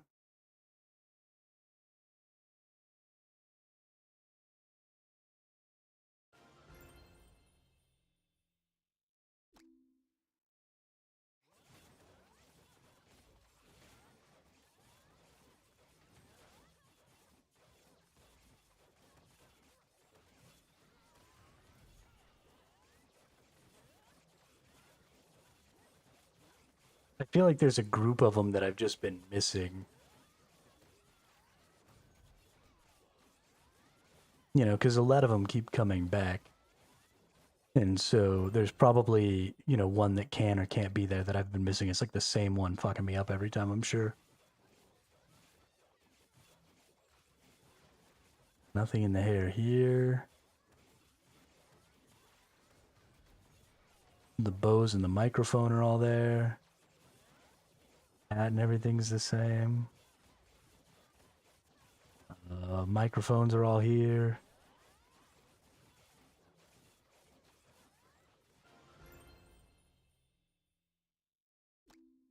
Maybe missing some details on the armor?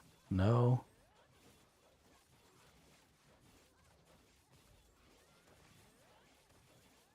Oh, there's one. The number of spikes sticking out here was different, and it's back. There's one, there's one, there's one.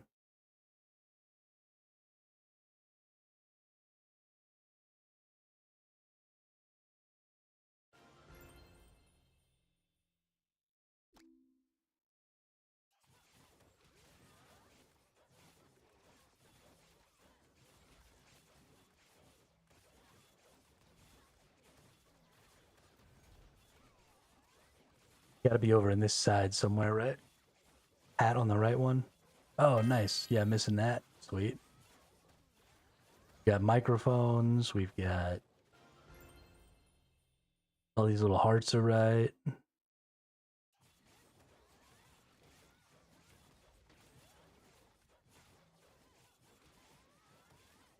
actually like games like this, like the match games and stuff. They've always really entertained me. This is pretty fun.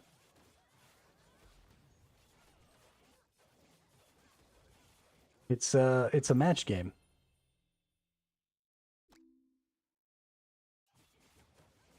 We're looking for the differences in the images.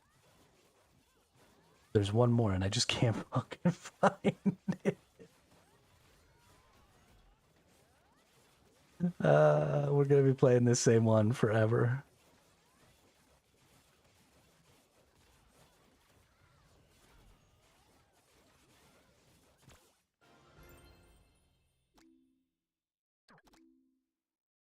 Okay, that one's back. That one's back. That one's back. That one's back. 4 out of 5 we've already seen. Surely. Goblet. Nice. That's what I'm talking about, Nemanja. Teamwork makes the dream work. 500 orbs. Oh, okay. And now the thing is locked. There we go. Who's the best? We're the best. How do I now have 1,240 orbs? What the fudge?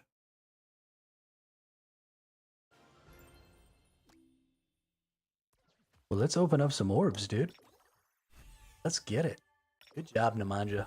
I couldn't have done it without you. Couldn't have done it without you. Oh.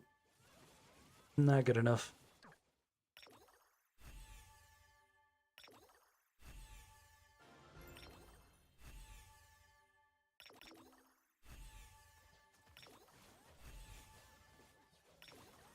That was pretty fun. I enjoy that mode much more than I enjoy this other mode for the 100-day thing.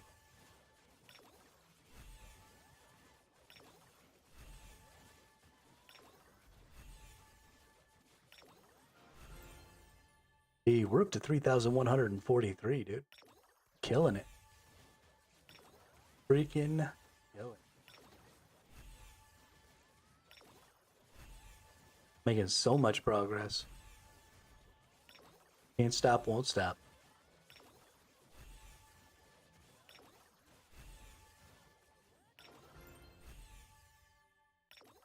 Can't stop, won't stop.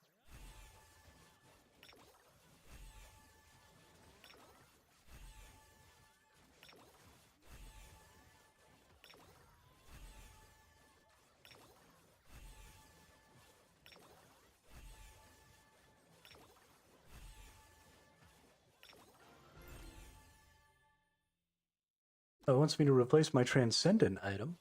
Oh, no. Why don't you give me another transcendent item? Love that. Stop trying to trick me into making myself worse. Better gear. You trying to be all tricksy, game.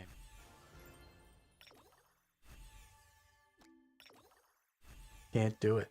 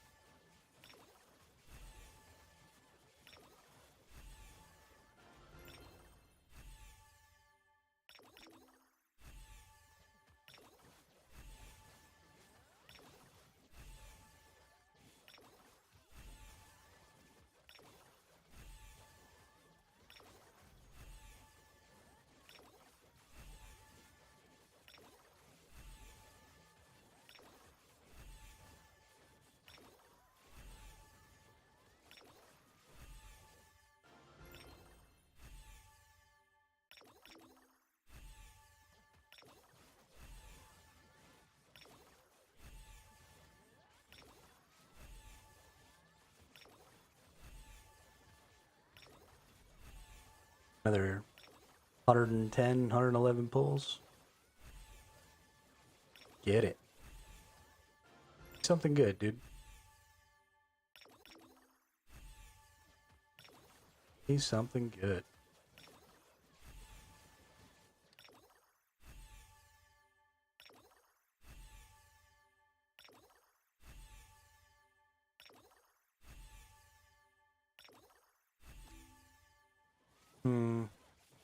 I mean, a nice boost, but losing the defense and the triple hit rate just isn't good.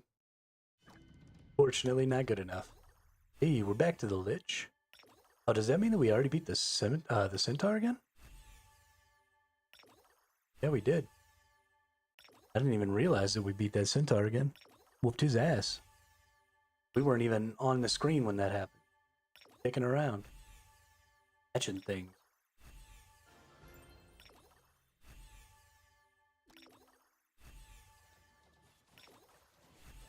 Centaur came and went without any fanfare whatsoever.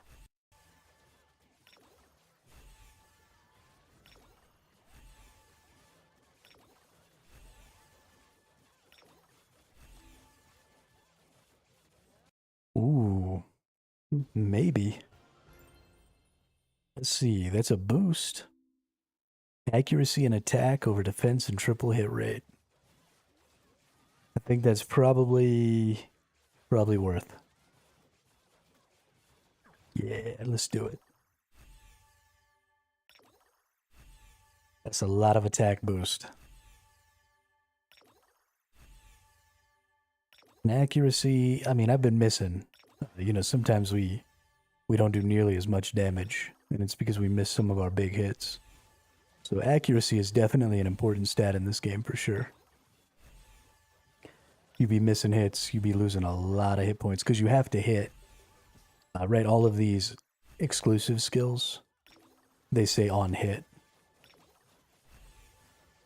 Upon a successful hit, applies level 5 protection. So you just don't get the buffs if you miss. So you've got to have accuracy.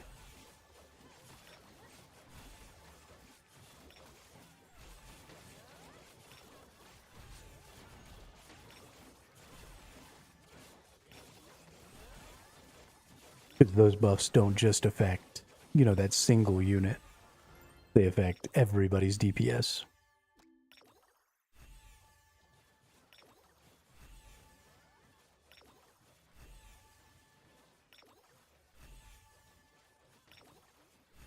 I tell you what though, with Jean, Suyua, and Soha all in one team, you know, that's everybody gets increased attack speed, and then stackable melee and ranged attack speed. There's a lot of value for damage in there. A lot of value for damage. Get some cooldown reduction. Go ham.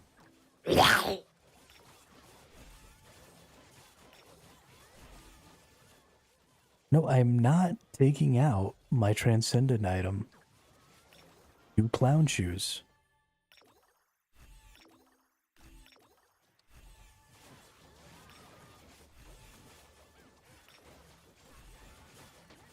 You will not trick me into that.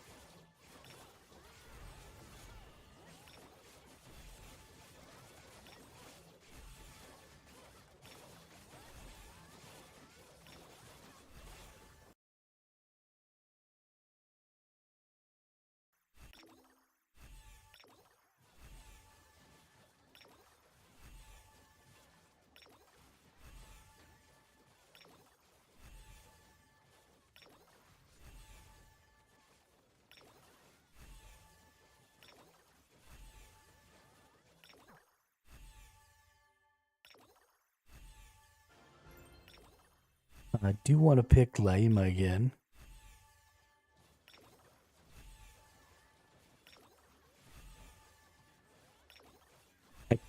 I wish that Thesourusaurus wasn't going on right now, because I think Thesourusaurus is a pretty good DPS because of the burn.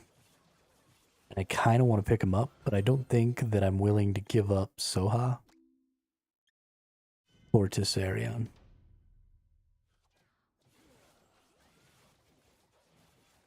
So I think... I mean, obviously we're going to keep going with Laima for now, but...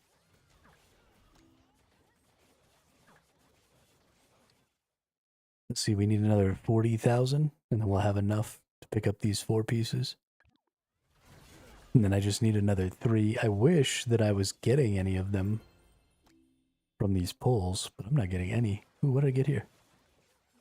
Evasion double raid. Nope, that's actually a really good item, so...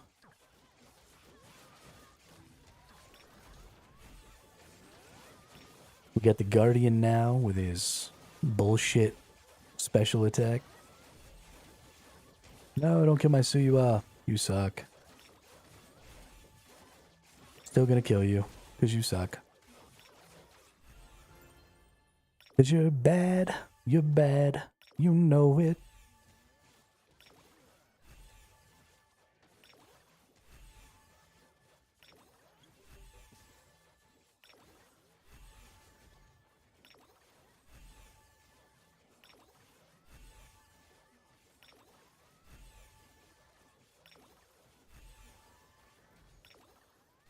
I don't think we're going to win this one. Let's go ahead and hit the old reset button. Bummer. What do we get in the season events? We beat a mission. Claim that. Another 500 points. Unfortunately, not enough to get a Devilmon.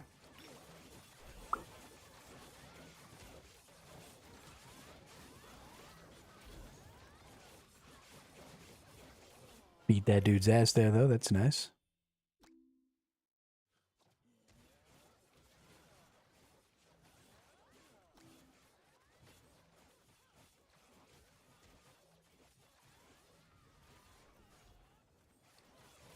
Oh. There's stuff going on in the guild chat? There is stuff going on in the guild chat.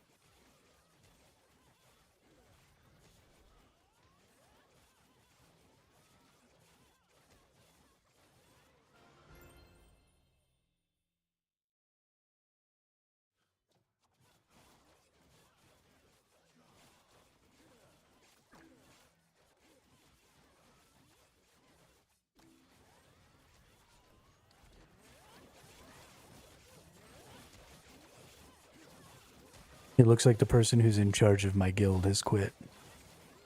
I might have to go join another guild.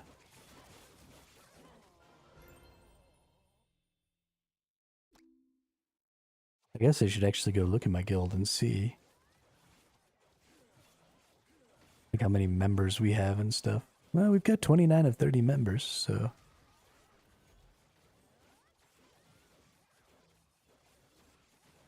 Oh, these people already beat... So it looks like there's now 12,800 stages.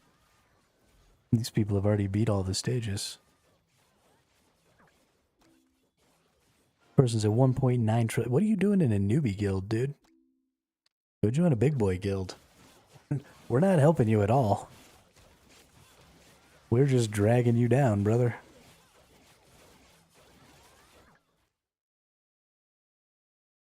I mean, don't get me wrong. I appreciate it. But still. You gotta look out for yourself a little bit, too. Let's see, another 3,000 crystals. Nice. Where are we at in these rankings? Down on 6 here.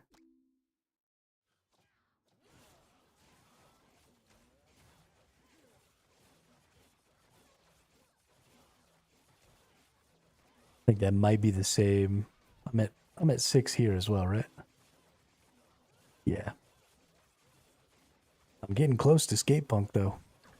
I'll take over that number 5 spot. Coming for you, dude. Coming for you. What are you gonna do?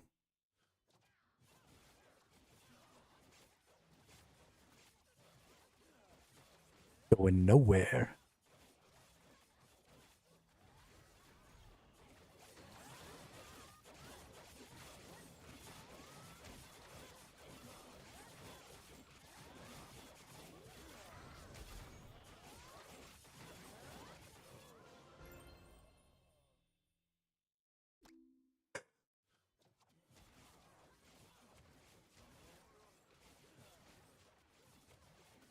So once we hit 5-star on Laima,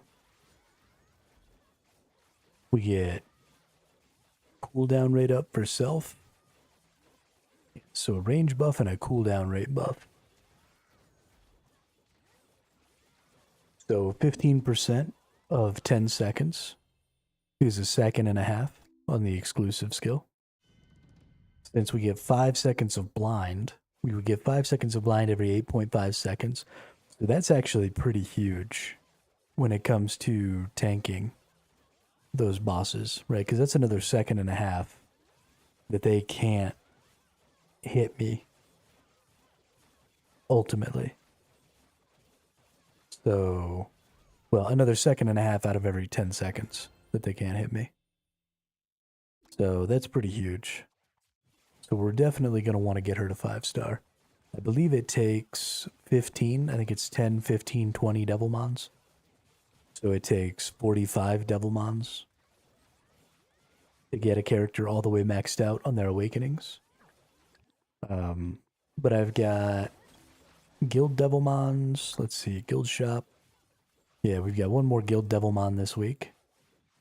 We'll definitely buy that. And then we've got 10 of these event Devilmons now. which are just a complete exchange limit. And then there might be some Devilmons that get given out here. Let's see. Doesn't look like it. And I could also get another Devilmon up here if I can get to and beat this.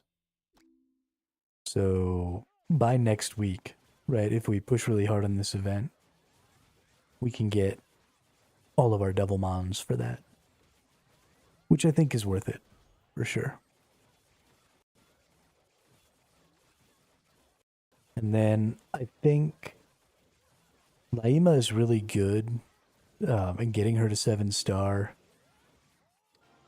could potentially be really positive. Getting her to 7 Awakening. Because, you know, increased crit rate, increased crit damage.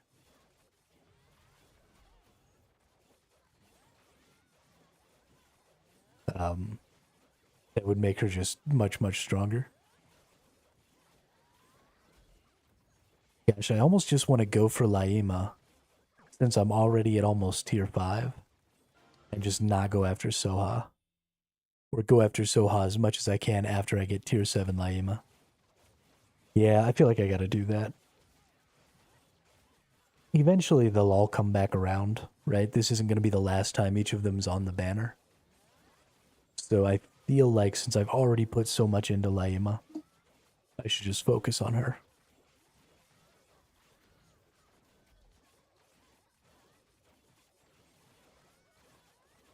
Try and push her to 7.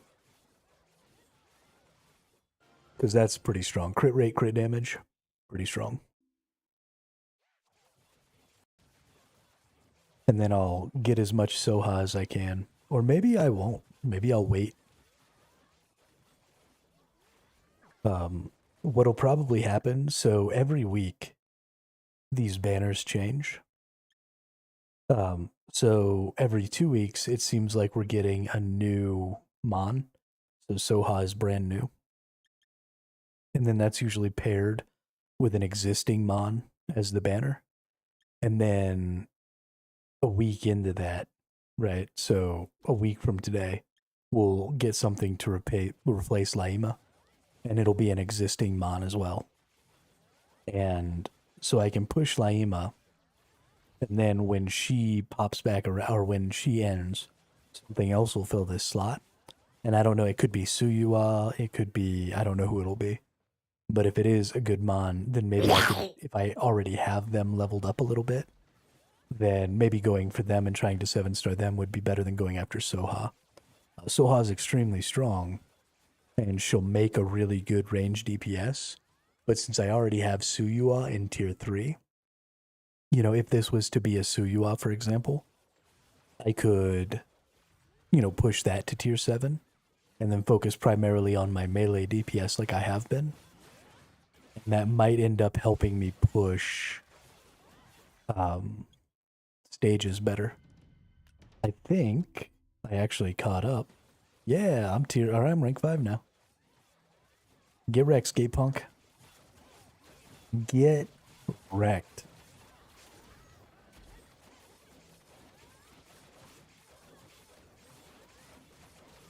We might have to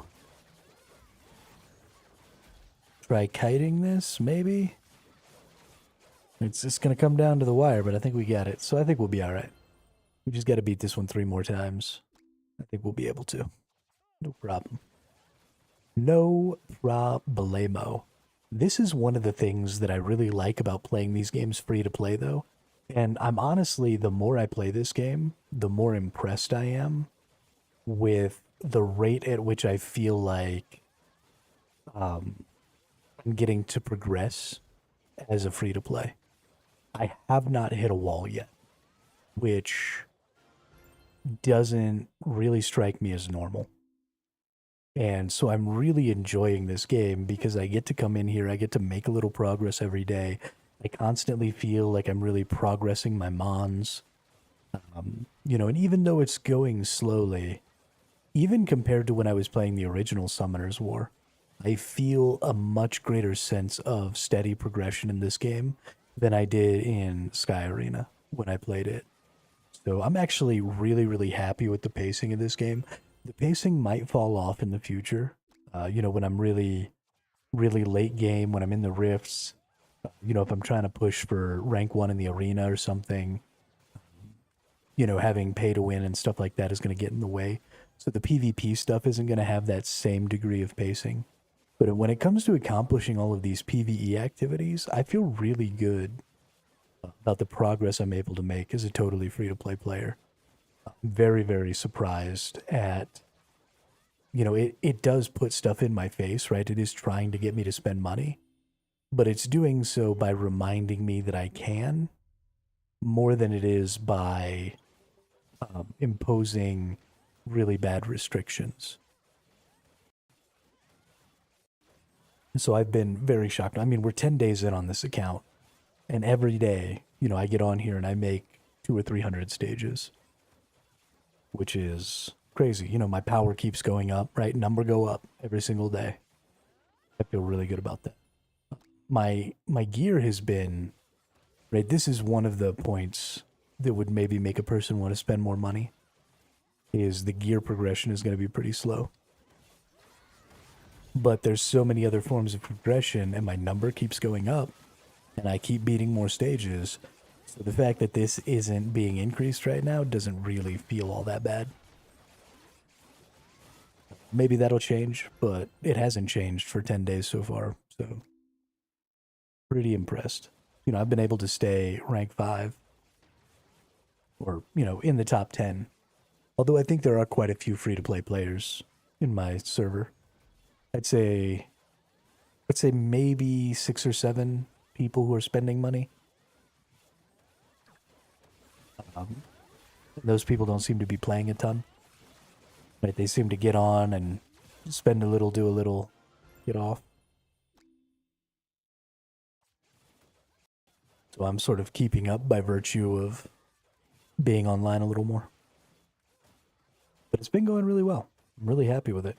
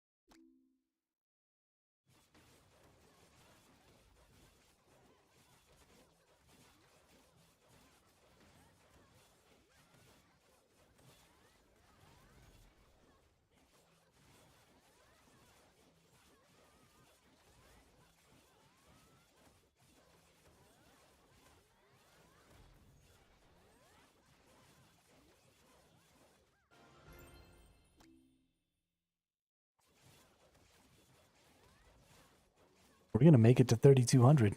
Almost for sure. We got to beat the Centaur again.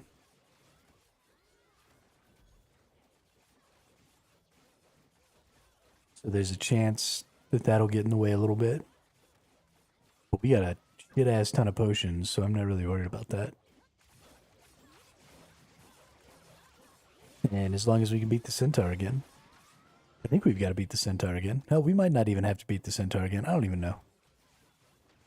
I don't even know. No, it's the fairy thing. The Sliff that we fight next.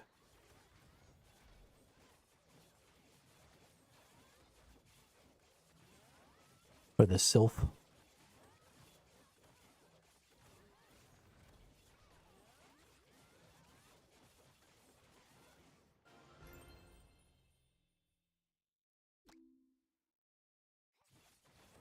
And we can definitely beat that, so I think we'll be good to go. That'll be nice. 3,200 will take us to another region. Forest of Dreams? Oh, is it the Forest of Dreams?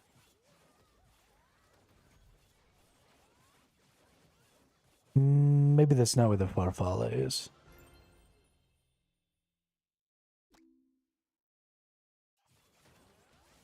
Farfalla was at the Cursed Ancient Tree.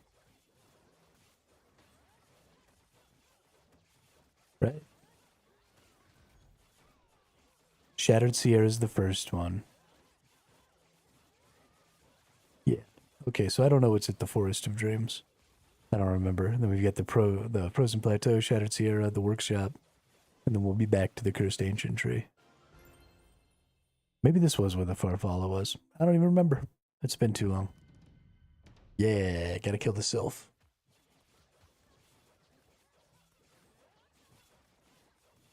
We're definitely gonna win against this. I don't even think I have to worry about this boss, like at all.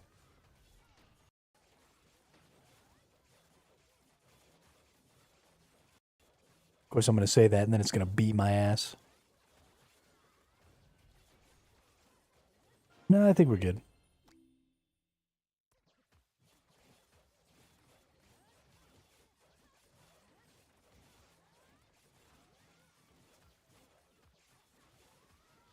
I think we're good here.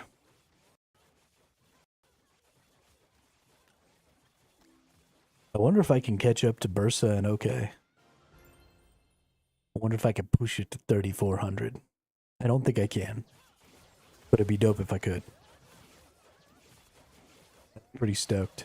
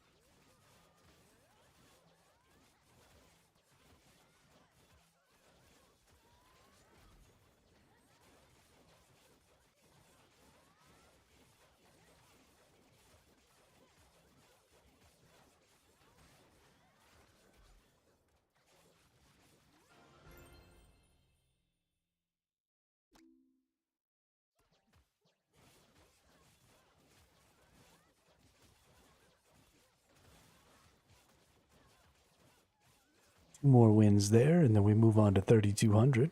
Then we'll probably do these pulls while we see if we can push into 3,200 at all. It's going to be a big deal for us.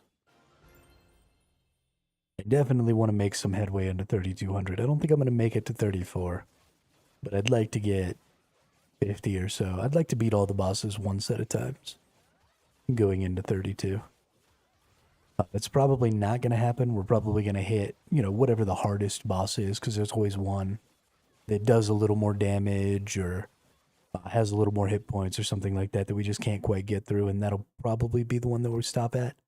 But we may be able to get all the way through each of them the first time. We do have the Duent. This is where the Farfallas are. So there's actually 2 Farfallas in this one. There's like a dark and a light Farfalla, I think. So we get to fight 2 fairies.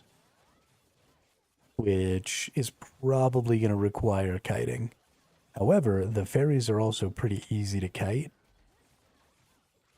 So we might get away with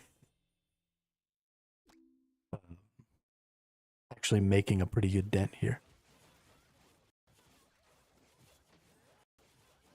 But let's go ahead and while we are killing the Duent, we'll go ahead and open up some stuff here because I don't think the Duent is really going to stop us from getting through. I don't think it does enough damage. It's pretty high defense, but I've got quite a bit of DPS, so I think we're going to be okay. That was probably one of the lower DPSs. We probably missed something there. So I think as long as we don't miss more than that, we'll be alright.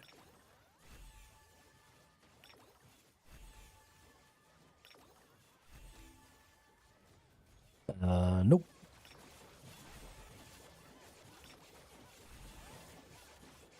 Yeah, this one we're doing way more damage.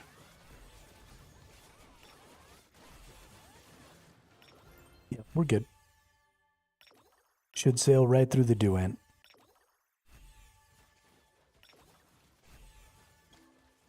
Right into the asshole Farfalla. Crit resistance. Nope, that's definitely not worth it.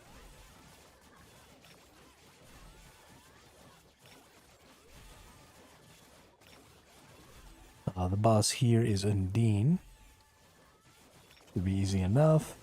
And then we get a stone golem. And then we get Farfalla. Oh, is it just one Farfalla? Oh, no, it's 2 Farfallas. So we get the Ent, the Farfalla, Undine, stone golem, and then Farfalla again. That's annoying. I don't want to fight 2 Farfallas. It does not seem like fun.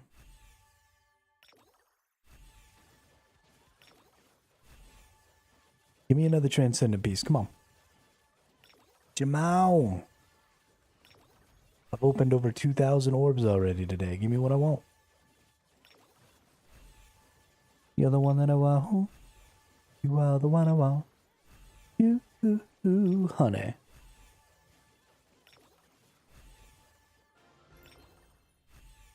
Por favor.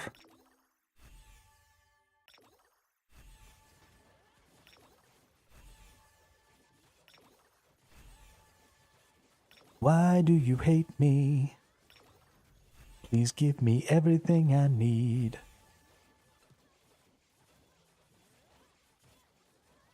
I don't want you to hate me.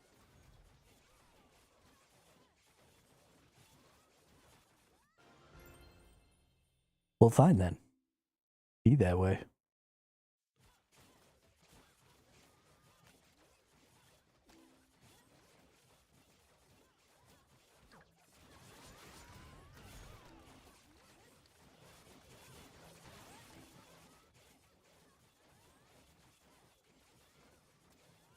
Oh, nobody has gotten... Right.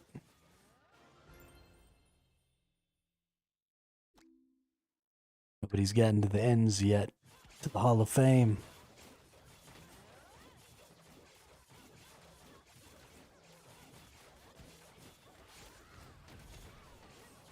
Click the community button. It's going to open up this stupid...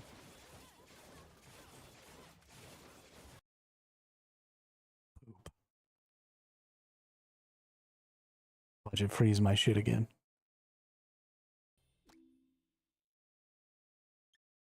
Something I do want to do is after we kill this next Farfalla, I'm going to go ahead and go to the news and see if... Oh, goodness. We have so many golds. Let's go ahead and upgrade. Oh, thank you. But we're going to go to the news and see if there's anything new over there. New codes or anything that we can use. Get some resources. Resources. Alright, we're gonna let it just fight the Farfalla and see what happens. It insta-nuked my tank. Okay. That was real bad. There is no way we're beating this. It doesn't have very many hit points. As soon as my skills went down, I hit it pretty good. But we're definitely not winning. Unless maybe we do a little kiting. So we'll take this back over this way. And the goal is going to be just to get big hits in faster. Still nuked my tank, but had less chance to nuke more of my DPSs. I did get my Suyua though, and that sucks. But it seems like we might squeak this out.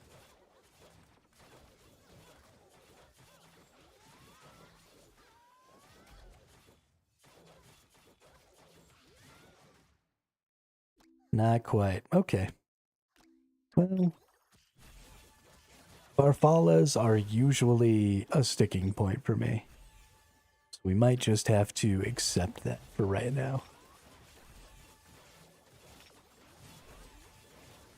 Might just have to accept that, but let's go check the news. Let's see what's happening. Maybe I'll get a little something here. Let's see, we've got notice, known issues, scheduled maintenance, Kraka's dungeon dive event. We get the September update.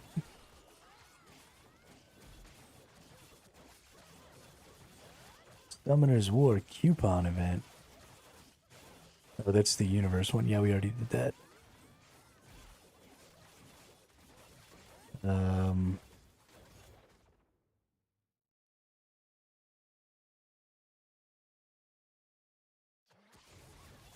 Okay, Soha's out. New legendary critters. Shadow Walker and Sphinx join the ranks. Accuracy and crit damage, as well as HP and crit damage. Wow, Sphinx is real good. Sphinx is available as Land of Conquest rewards. The content expansion, the field bosses and stages have been expanded to 12,800. Training level cap has been increased to 80. Oh, we can get 10 more levels. Nice. Following areas have been added to Land of Conquest. Sky of the Fran Valley, or Sky of Fran River, Ice Valley. Sky of the Labyrinth Garden, Sphinx's Gate. Trial of Ascension has been extended to 1,500. The 5 daily dungeons have been expanded to 600. To accommodate the content expansion, guide missions and Hall of Fame session records have been added. The equipment enhancement cap has been increased to plus 345. Servers have been merged to run server-wide modes smoothly. Multiple servers will be integrated into a designated one. For more information, please click the maintenance notice. Okay. Field stages. Jumping to another stage will no longer be possible during boss battle. Rift stages. The legend critter set as the 100 stage milestone reward has been changed from Dark Panther to Guardian Lion. UI elements such as stage selection and rank interfaces have been adjusted to match those in existing content. Okay. Level cap has been increased to 75. A play button has been added to the monster info screen, allowing you to view the summoning animation. After clearing the last level of each dungeon, if you have one or more keys, a pop-up will now appear when tapping the enter button to prompt you to use the quick battle feature. World Arena Beta has been changed to Glory Battlefield, bringing a regular season. Exclusive frames are available for the top 3 players, active until the start of the next season. Season rewards for Silver Trinity tiers have been boosted. 10 Fate Marbles have been added to the daily participation rewards. This Fate Marble system I actually really kind of enjoy. Hall of Guyana, earn Fate Marbles. Okay, we've already done that. Shop, summon. You'll be able to summon Soha and Tessarion.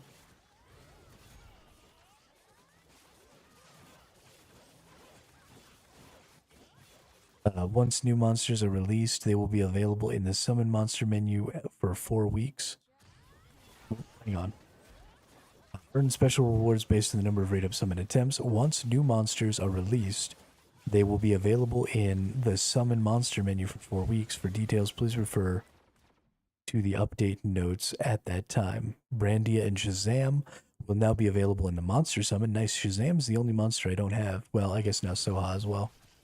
You'll be able to summon Shadow Walker with a boosted rate during the following period. Shadow Walker is the critter. I don't really care about the critters. Number of subscription extensions will now be updated. Don't care. Sky Island. Added intensified defense chapters featuring even more powerful creatures. Up to 15 monsters can be deployed. Starting from chapter 23, creatures become even more powerful. Monster exclusive skill cards are unlocked. Exclusive skill cards and skill evolution cards become available depending on monsters deployed. Okay, so they're going even further with the Sky Island. That's cool. Temple of the Dragon added a new constellation. The Welkin Library added an achievement tab. Land of Conquest. They now have the new Sphinx critter. Spot the difference. Fireworks again. A new event has been added to celebrate the arrival of the new legend monster Soha. This event is made up of various activities including check-in campaign. Okay. Cool. Really good information in that. Pretty detailed. Let's go actually look at the critters here. Oh, I'm at the shop. Critter shop. So, yeah, now you can apparently summon this Shadow Walker. I'll give you some information about... Oh, he actually looks super dope. Accuracy and crit damage. I mean, accuracy is actually really important, so I won't scoff at that. But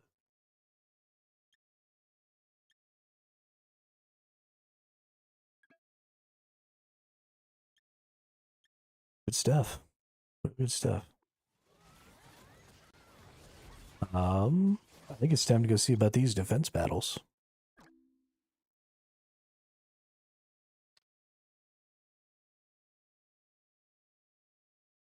We definitely... Oh, this one again? Gross.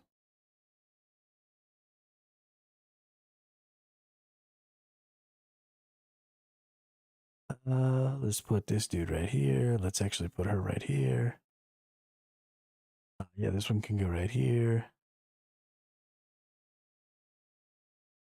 Wrong person there. Let's get our most important buffs.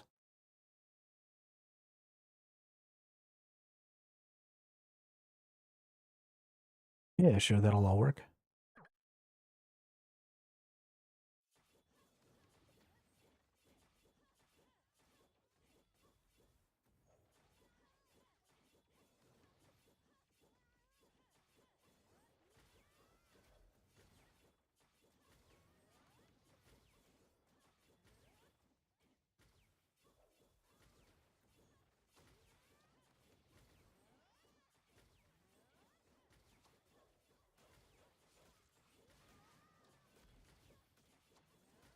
All right. Got that first sub-boss real easy there. So I think we should pretty smoothly get through this. We are, for some reason, it's always much harder for me to get through the defenses than it is for me to get through the stages. I guess I'm just a little more focused on my stage team than I am on my defense team. But we're like 1,000 behind, right? We'll be able to do... I think we need to be able to do like 2,400 right now to beat the guided quests based on where we are here in the defensive thing. But I'm already 1,000 ahead of that in the stages. So I don't know why the defensive stuff seems to be so much more difficult. But it is. But it means that anytime I beat any of these defense stages, I get to just instantly kind of roll through a bunch of quests. And that's kind of nice. We didn't do a very good job of getting this boss. She's still going to come back around to Tsuyua again. But maybe not. So she was probably going to die. Or, well, I mean, she did die. But I'm always stressed about these defense battles. Especially on this one. Everything just moves so fast. I don't feel like I have time to react.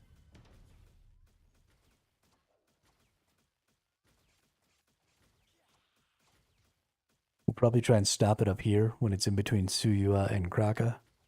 With Laima kicking its ass.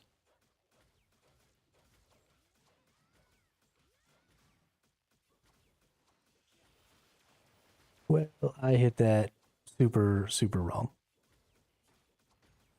And did not, in fact, accomplish what I was trying to accomplish at all. But it's still going to die, so it doesn't matter. I probably didn't even need to do that. Let's challenge the next one. Yeah, Tsuyua and Laima here, or in Kraka here. Laima, Sabrina, get my necessary buffs. I almost feel like maybe I should put these two here and let these two sit kind of on the outside. That's probably better because then I can get their attacks going in the middle here as well. And then put this one up here. Not ideal, but probably the best I'm going to get with my setup. Melissa just chilling out here all by herself.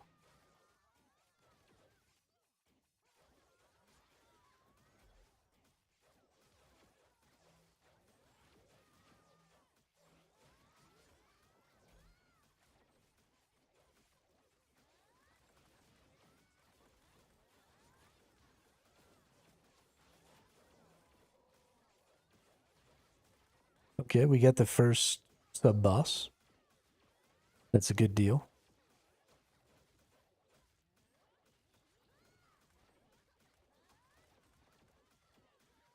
The real important thing is just, we've got our stunner.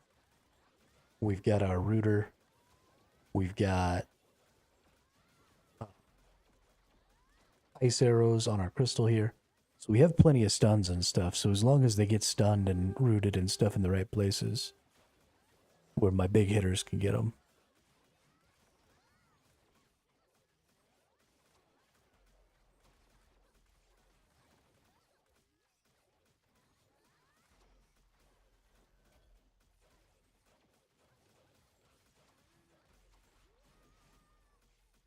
Sorry, there's a car alarm going on outside my house, so I have to go see if it's one of, or if it's mine.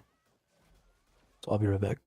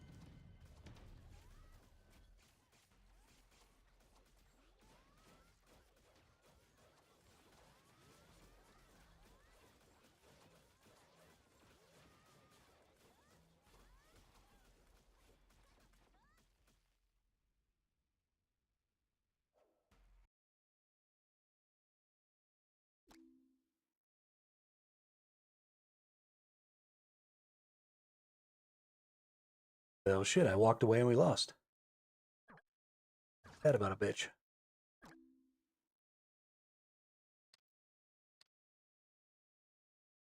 Ain't that about a bitch?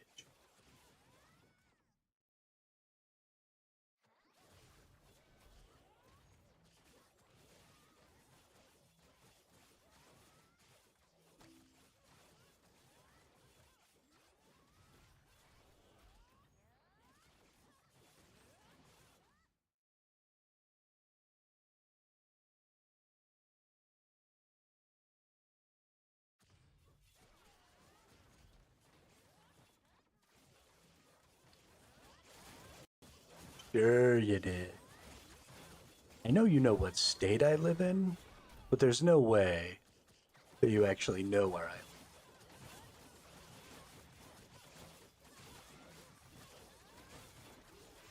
Let's open up these 50 jobbers here. I mean, I guess it might be possible, but...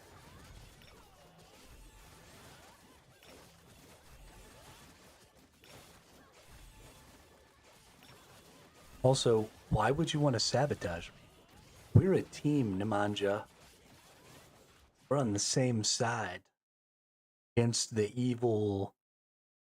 whatever these creatures are called.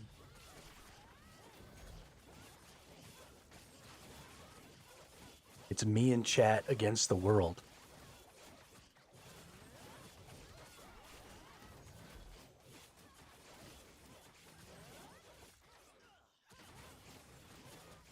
Me and chat against the world. I got 30,000 more of these, so we're actually going to go buy another 300 off of this Laima thing here. Hey, we got a legendary Laima. Ooh. Heyo. Hey, oh, we got Shazam. Hey, look at that dude. Look at him and him bad self.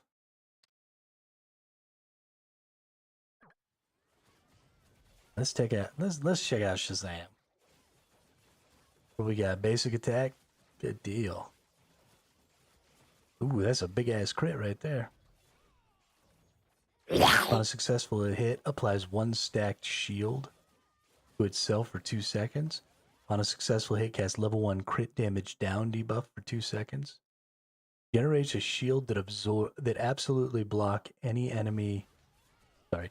Generates shields that absolutely block enemy attacks a certain number of times. Yo, that's crazy. Get a crit, block an attack.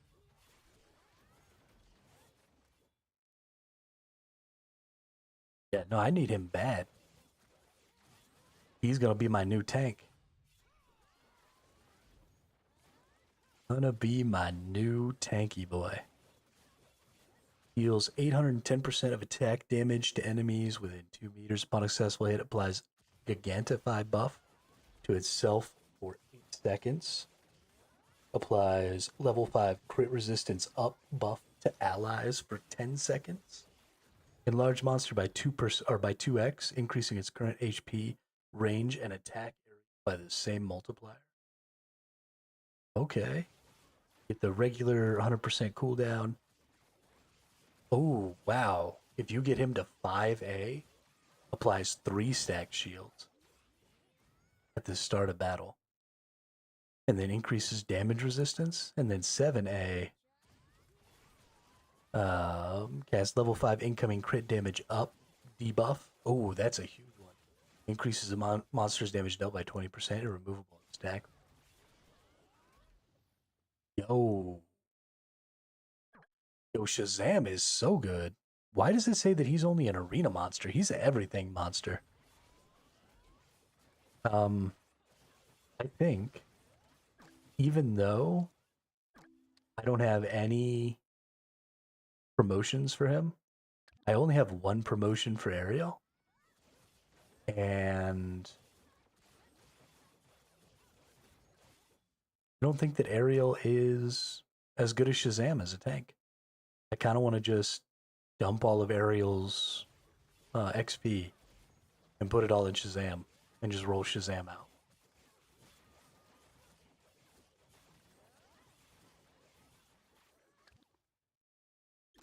I think that's what we're doing.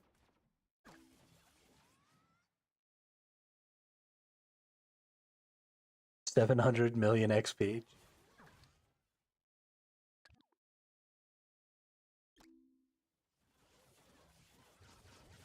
Woo! I love that they give you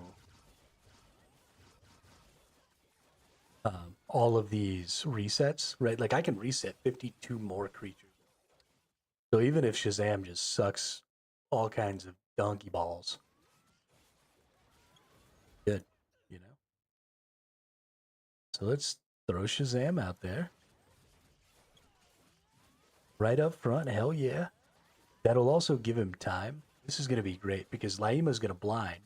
So he's going to have time to trigger a stack or two right off the bat for defenses. I think this is going to crush. I think this is going to crush. Let's hit this. Let's see what happens here.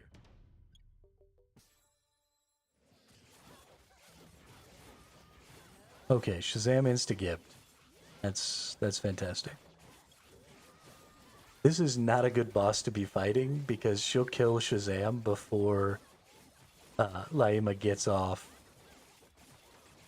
her blind, which really kind of just fucks up the whole system. But maybe we'll get to see it a little bit.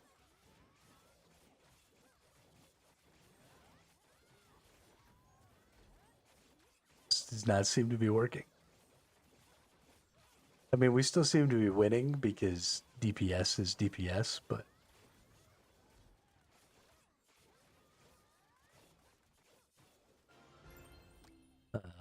we need to go in and look at the book. Go ahead and claim all that. Let's look at Shazam's HP. So I have lost about 6 million HP with switching from Aerial to Shazam on my tank. But that doesn't necessarily mean that Shazam is a worse tank. Especially because he can just negate entire attacks, right? Every time he crits, he negates an attack. So every 2 seconds. So that's 15 attacks per he negates. Which is kind of crazy. Let's remove you. Let's deploy Shazam. Auto select. Okay, that is what you want. Let's see, 2.4 Gs. Let's go ahead and do a couple of these. Isle of Ascension's out of the way, get some more resources. Maybe this will give us a little bit better idea of Shazam's ability. Probably not. Shazam just got nuked.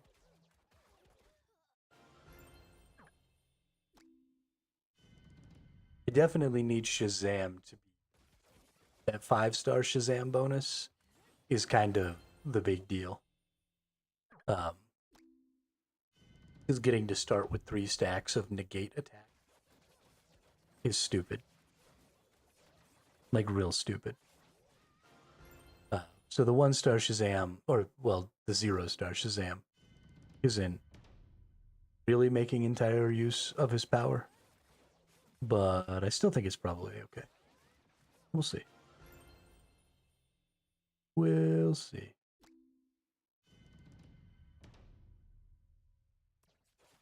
What if I use them both? I mean, Shazam could make a really good secondary thing.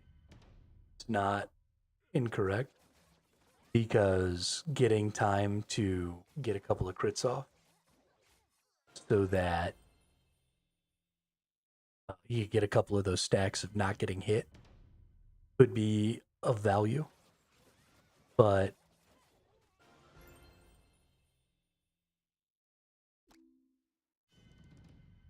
I don't know.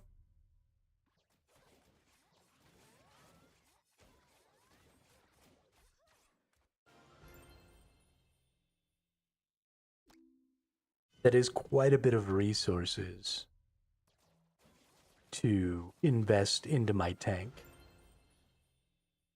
Right? Trying to get 2 tanks up there. That means I've got to take a whole attack damage person out, which is going to significantly hinder my attack damage. So I really don't know.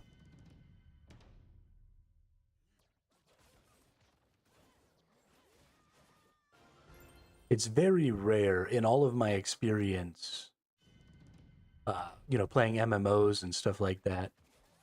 It's very rare that more tanks Um, more tanks are usually only valuable if it's absolutely impossible to tank with one tank, or so like there's multiple things hitting you. So in these boss fights in the stages, primarily you're only really dealing with the boss that's kind of doing 100% of the damage. And so because they can't split the boss's damage between them, and instead they would have to tank in line currently, having a second tank doesn't have as much value.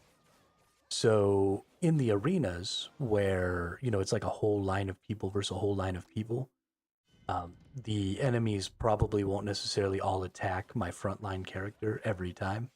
And so having two tanks in the arenas is probably going to be okay. But in these stage fights where you fight the bosses, you're only really fighting a single enemy, and you can't split that enemy's damage.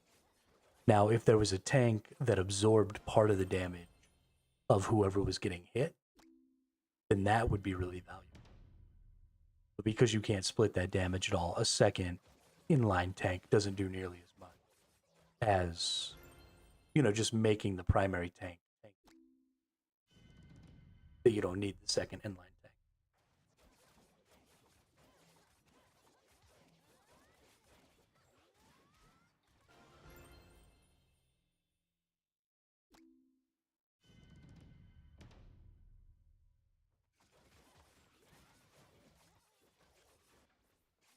I don't know.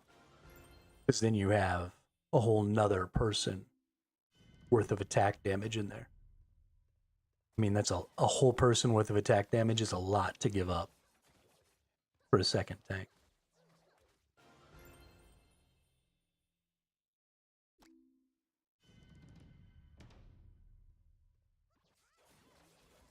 We're a fifth of the way through the. We've beat level 300 Trial of Ascension. There's 1,500 Trials of Ascension. We're a fifth of the way there. That's pretty cool. We managed to get. This guy must actually be doing pretty good, because we did manage to get to where we were fighting things significantly higher power than us. Thinking only for arena, but maybe it's. Yeah, in arena, I think it will be worth it. I don't think it'll be worth it in all of the arenas. I think it'll be worth it in the Coliseum and maybe in the 15. Where's my...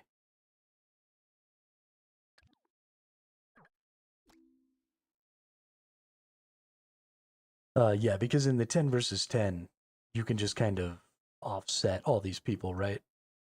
And I mean, honestly, even in the 15v15, you could probably do the same. But in the 25, you have, this is 5x5, so you fill up the whole thing. And so you need 5 front lines. So I think you're going to need 5 tanks in this one, ultimately, or in the Coliseum one. But I don't think the other two are necessarily going to need that. When you're just running 10 or 15, I think you can probably just put a big tank out there, set everything else back, let the tank do its thing, and get after it. But I'm not 100% on that. I haven't really seen the end game arena stuff. We get some inbox, claim those for sure. Oh, there's a good point. I said we were maybe going to use these. Let's go ahead and use all this stuff up. Let's power up off of this. Ooh, another 283 million XP. Holy shit.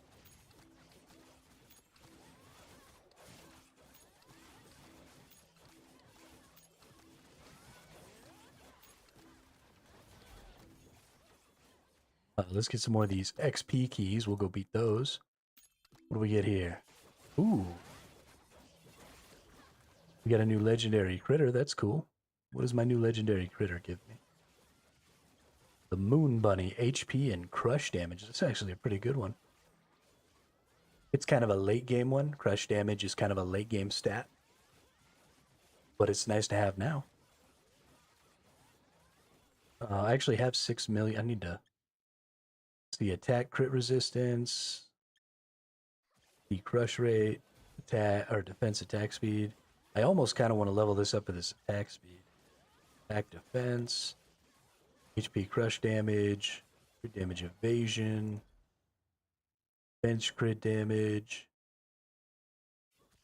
attack HP. I actually think I like that. Crit damage, crit res, crit damage, accuracy, HP crush damage, evasion attack speed. Yeah, I think we're going to go ahead and start leveling up this dude. Because these are just some really basic stats right here, right? Attack and HP, always good stats, really basic. Let's pump that as much as I can. Nice.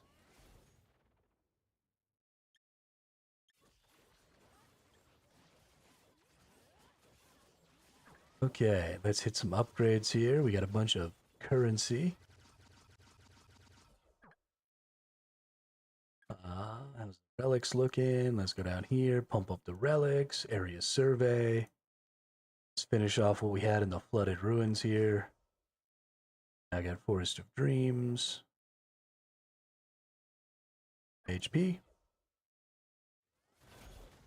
We've got 350 million P to put in here. How is this dude looking now? Oh, where does he get up to his HP?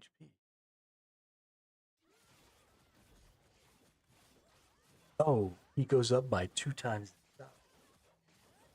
when he uses his skill. That's right. Okay.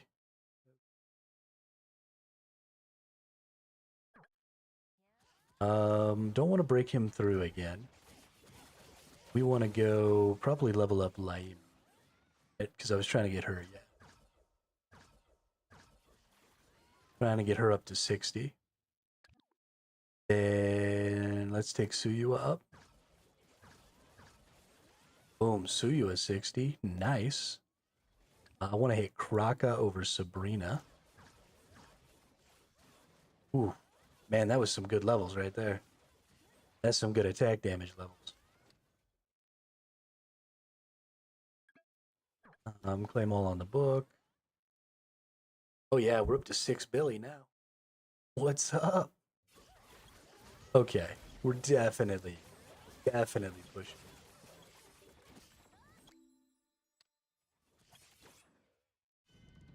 Some of these Farfallas now. Sure. Sure, for sure.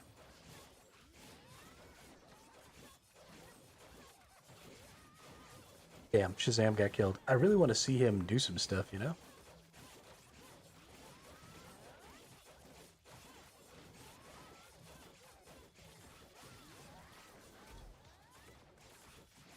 My DPS is much too high now, I think.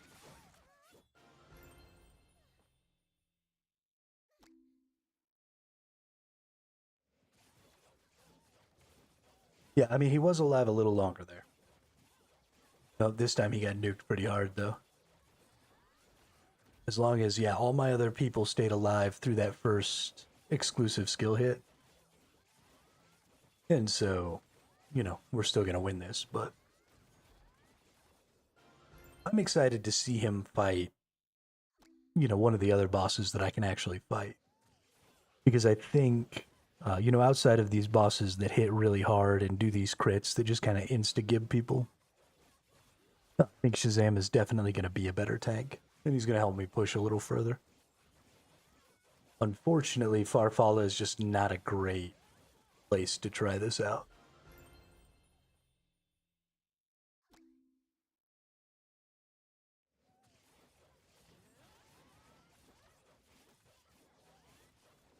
You just be hitting too hard. Not okay. I don't even get to use my potions. Like, she just insta-gives things.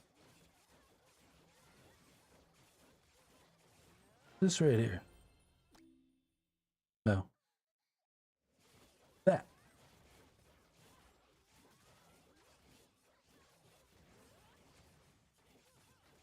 Looked like it was a part of the UI. I thought I had missed a button for a really long time. What's this button do? I don't think I'm gonna win this one. We've lost a lot of units here. It's close, but I probably should have restarted. Yep. Bummer.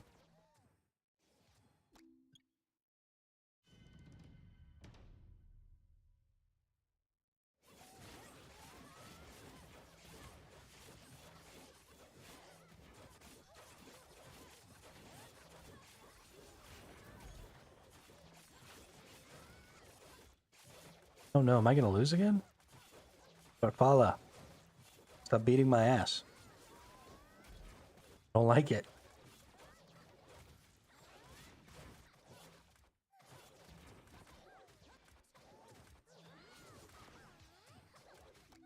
Okay. This is unacceptable. Oh, right, I forget, I gotta go to the dungeon. Yeah, 2 more monster XPs to beat here. Shazam! If I hit auto select, what do you do? 60. Oh, you take Laima out, do you? No, that's Laima. Suyua, we got Kraka. Okay. Yeah, that's fine. Entrez-vous.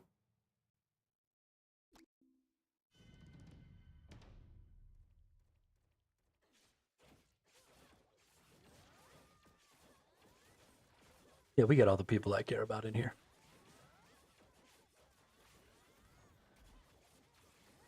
Kill him. Kill them all. Yo, he got big. He got big as fuck.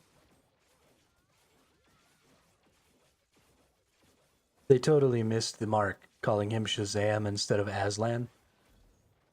Should have called him Aslan.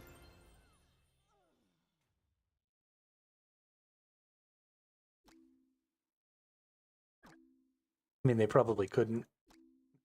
Copyright thing. But still, would have been dope. Oh, was I actually winning these fights while I was in there? Nice. Let's go to Kraka here. Let's level up again. Hell yeah.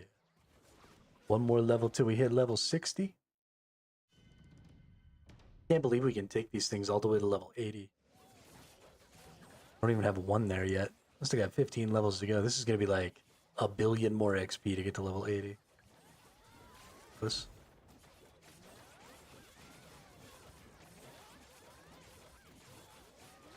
Gonna be ridiculous.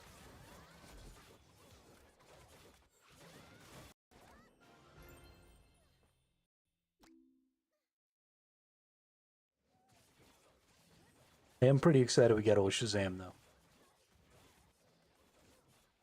Big old lion dude.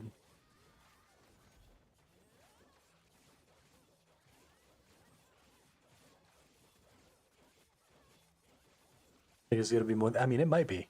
You're not wrong.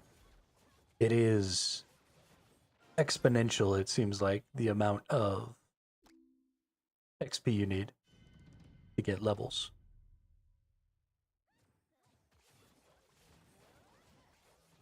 It cost me 600 million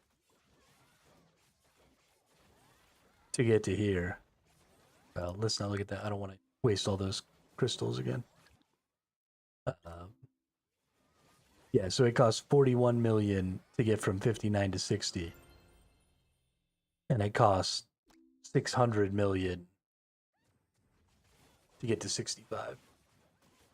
So, I mean, it's only like 100 million or something to get to 60. 200 million? Yeah, it's only like 200 million to get to 60, and then it's like 600 million to get to 65. 700 million, something like that. So, you're probably right. It's probably going to be a couple billion. It actually might be like 10 billion, maybe more.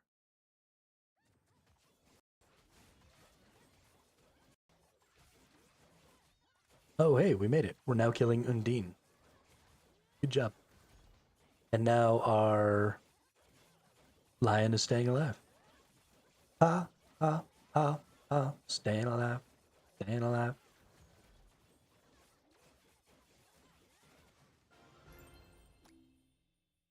Big as fuck, too.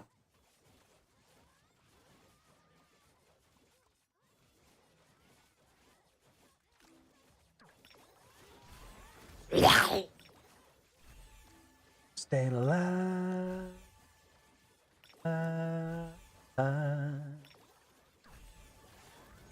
Ba-do-boom.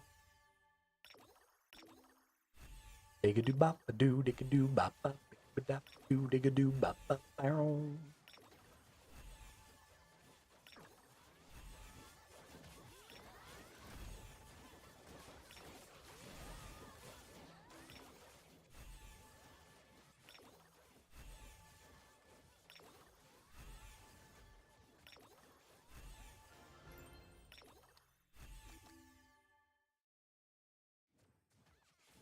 Nope.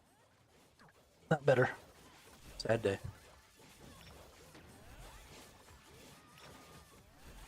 Give me another transcendent. Give me another transcendent, please.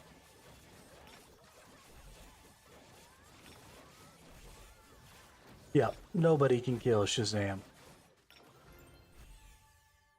I am invincible.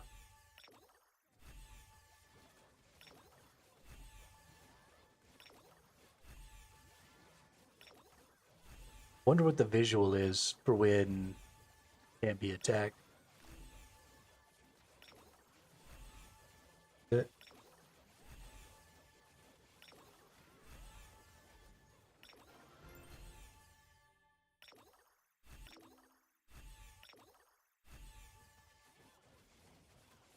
That must be this.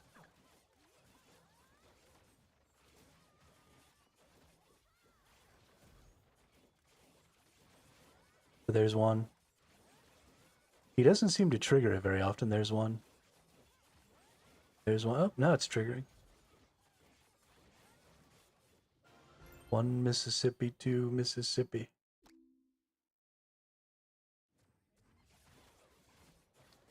I don't know. It seems to be doing fine, though. I mean, every time he doesn't take a hit, that's bonus.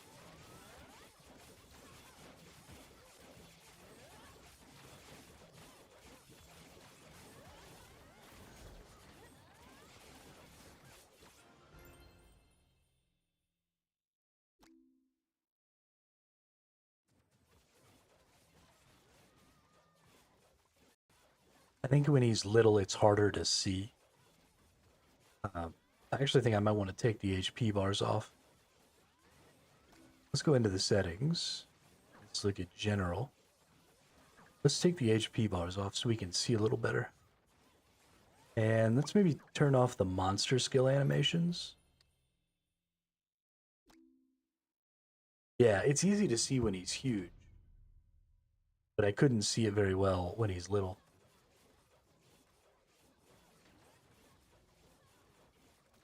The big circular explosion is one of my characters, one of the other characters' abilities. There's like a shield around it. Yeah, there it is. You just can't see it very well. There's too much shit going on.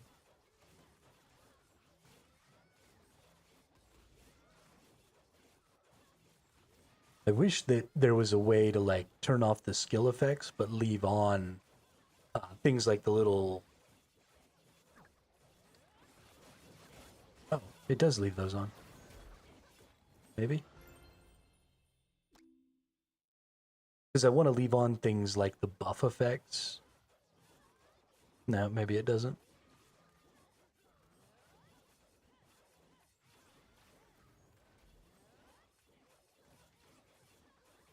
He still gets big.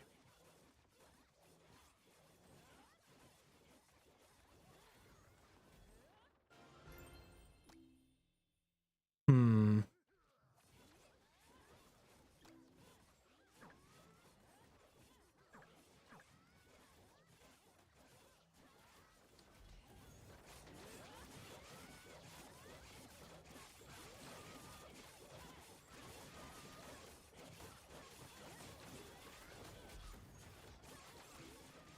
Shazam died.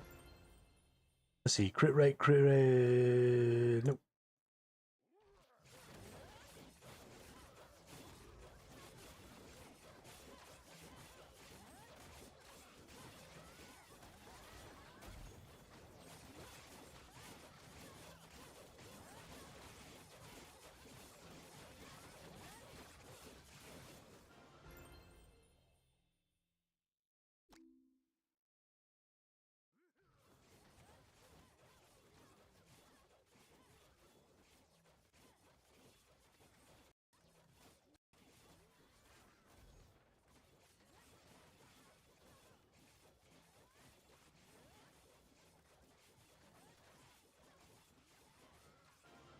Keep pushing, Shazam. You got this. I love how, because I'm a tank, I just assume that the tank is the one doing all the work.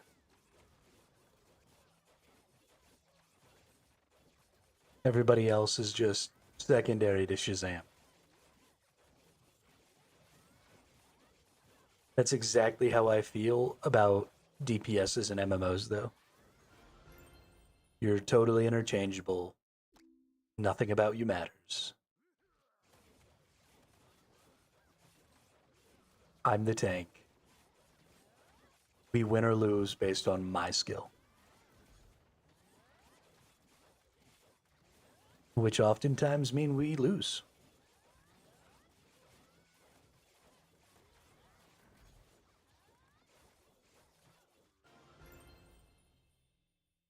The healer gets a little credit, but only like 10%. I get 89%. The healer gets 10%. And all the DPSs have to share 1% credit. That's how that works. That's how that works.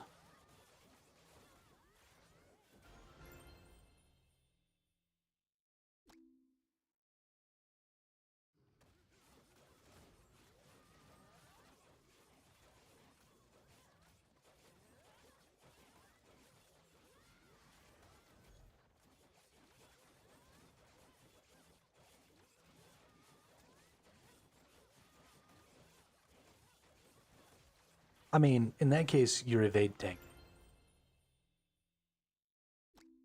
If you're the tank, but you're just dodging, you're still the tank. You're just an evade tank. And that's fine.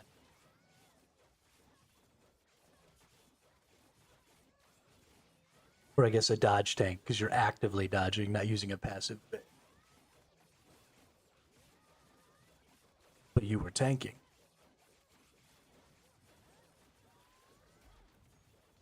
That makes you the tank. If the boss is attacking you, you're the tank.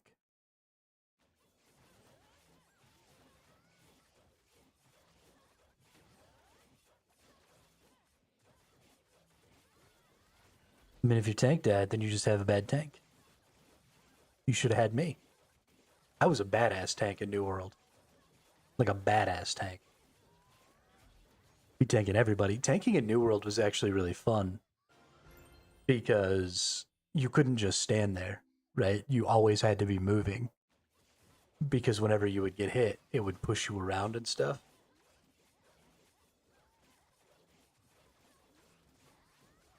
I didn't even know you when I was playing. What do you mean I didn't want to come?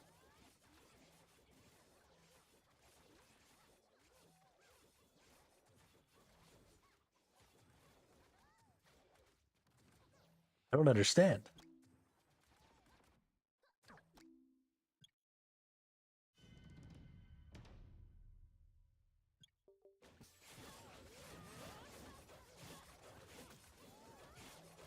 Yeah, no, tanking in New World was a really, really cool experience, though.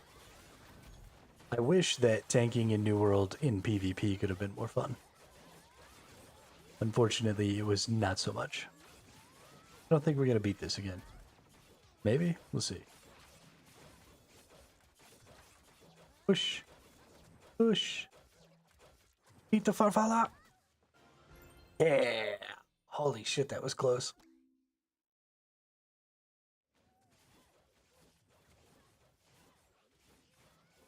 Dude, Shazam just got murked again. Stop murking my Shazam, dude. Didn't like PvP 1v1. But Wars was nuts. See, I was the other way around.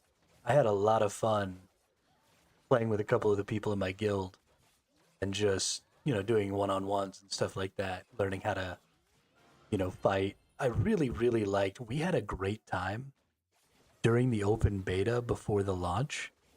I had been building my guild since some of the betas before, and so we already had like 50 or 60 people by the time the open beta came around, and then all my brothers jumped on for the open beta, and we were just running around doing open world PvP, and it'd be like 5 or 10 versus 5 or 10 at a time, and we'd just be running around in the zones trying to push things into war so that we could actually have wars and stuff during the open beta.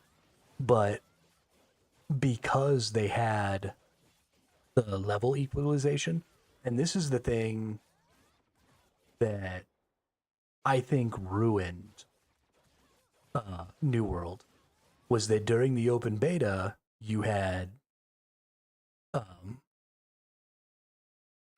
PvP level scaling, and so even if you were level 10, if you went up against somebody who was like level 40 or 50, you could still mostly compete because your PvP like resistances and damages and stuff were based on how close you were to your maximum gear score instead of how close you were to the overall maximum gear score. So if you're at level 10 and you had, max tier level 10 gear score, then you were pretty much equivalent to a level 50. Now, the balancing wasn't 100% because there were some breakpoints where lower tier players were actually stronger than maxed out level 50s. But that was something that you could have tweaked and balanced a little bit. But then some freaking content creators got on and started crying like little babies because they were getting killed by level 20s when they were in level 50, and they couldn't fucking hack it because they suck at video games. Then they started complaining, and AGS reverted that. But during the beta, we were taking like level 10s into wars with us because, there were people who just hadn't experienced wars yet, and we'd already done them during the previous betas and stuff. And so we were just like rounding up newbies in the beginning zones and then like walking them through the level 60 zones to the level 60 towns where the wars were going on, and then just having them sign up and then taking level 10s into war with us.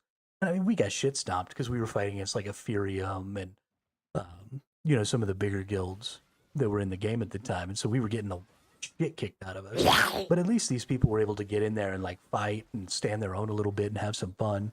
And open world PvP was just so much better when you had that equalization, right? You could go run around and do your gathering and do your early level stuff as a flagged up person. And then if somebody came to fight you, you could just fight back, and it was super crazy and super fun. And then they took that away, and then from there the game just went downhill. It was so sad because then you had to spend all of this time getting to max level before you could even participate. And that's no fun. No fun at all. If I can't engage with all of the features of your game from start to finish, then there's something wrong with your game. All of your content should be available at every tier. And if it's not, then you fucked up. Because how else are you going to bring new people in? Like,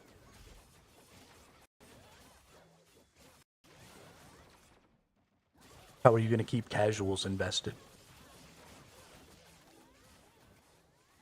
New number 1.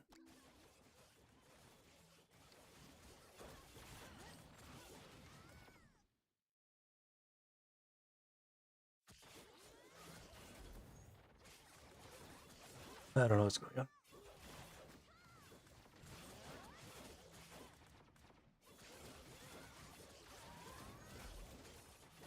The wars I thought were really bad in New World, primarily because the control points were too close together. And so the only solution was just zerging a control point down. And it just became who wins the 50 versus 50 fight to take over the control point. And or 25 versus 25, or whatever the was. If they had separated the control points out and made the war zones larger, then there would have been significantly more strategy behind, moving some players to other locations and, taking things in certain orders and stuff like that. But all of that strategy just kind of went out the window because you were literally just right on top of each other. I thought that was ass. Thought that was real ass. And so they could have just stolen, right? If you go back to Guild Wars 1, alliance battles were literally the same thing as New World Wars, right? You had 3 capture points across the middle, and then there was 1 capture point that was on each side that was really close to the spawn of each side. And so you always had control of that capture point.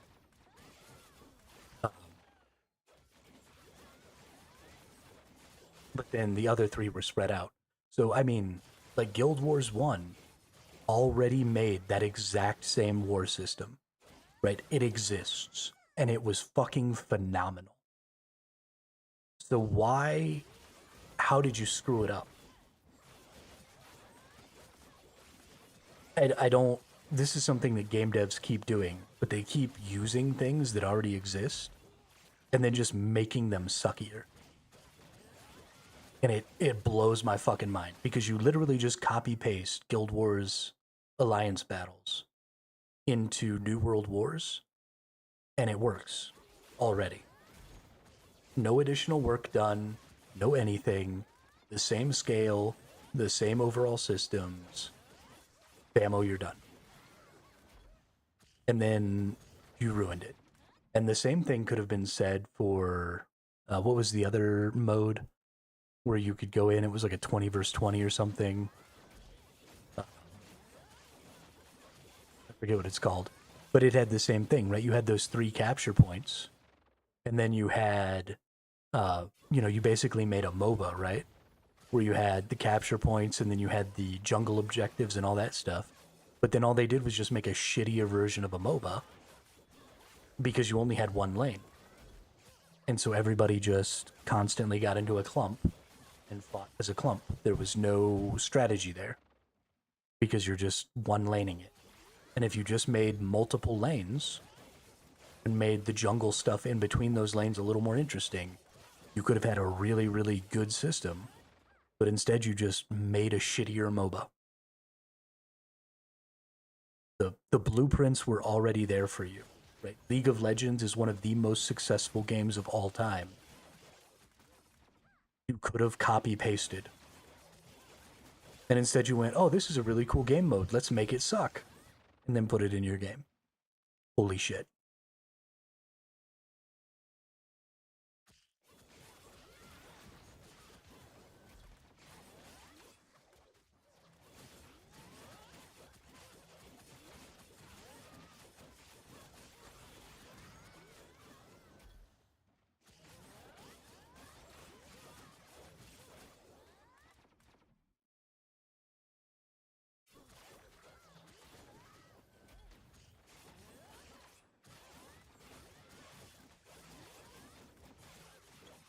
Let's go back to this.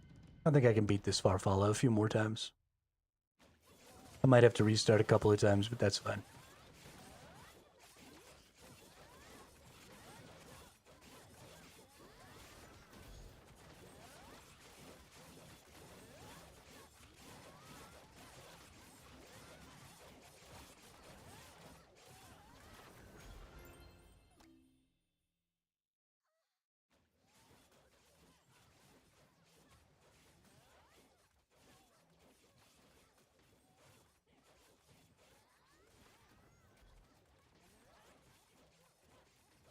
You just be nuking my mons, dude.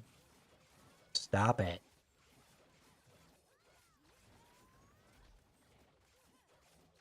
You're so mean.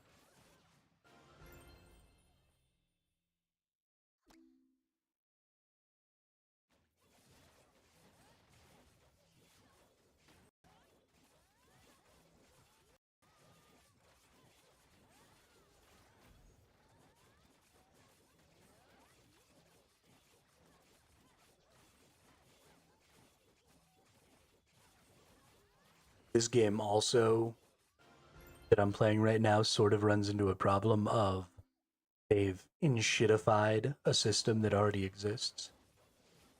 And that is auto battlers.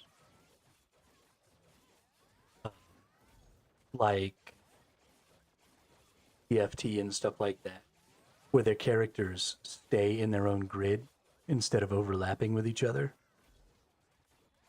And because they stay in their own grid instead of overlapping with each other, only so many people can attack an enemy from a specific range at a time. And only so many people can be attacked by AoE skills at a time. And that significantly increases strategy when it comes to auto games like this. And so now that everybody's just clumped up and there's nothing, like any AoE skill just hits all of your units, or all of your units' AoE skills just hit all the enemies. It doesn't really necessarily matter you're in the open world fighting these bosses and stuff, but it absolutely is going to matter for the PvP arenas. And so just staying in your grid and moving around in your grid would be a way better way to do PvP arenas.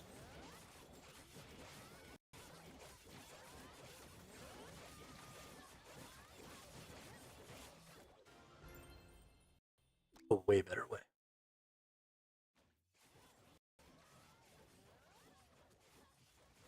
And again, those systems already exist. You just copy paste, dude.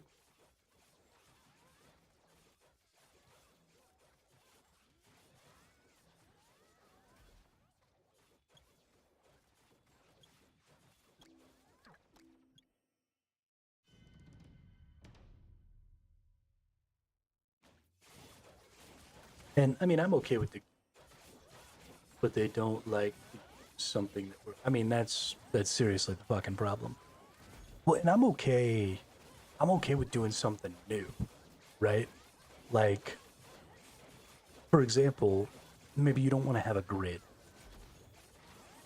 And that's perfectly acceptable, right? You don't want everything to be that strict. You don't want everybody to stand in these really, really nice, pretty squares, right? You want it to feel a little more natural, right? A little more fluid. And that's fine. Give them collision boxes that are significantly larger than they are so that they can't stand on top of each other. And then it can be fluid, and then they'll surround the monster, they'll bump into each other and move around and, do all these different things. And it won't be a grid, but it will be a grid. Give them an ovular or a circular collision box. And just do it that way. I'm fine with take the system that currently works and then manipulate it a little bit to be your own thing. Right? When I say copy paste, I don't actually mean copy paste. But for goodness sake, don't make it worse.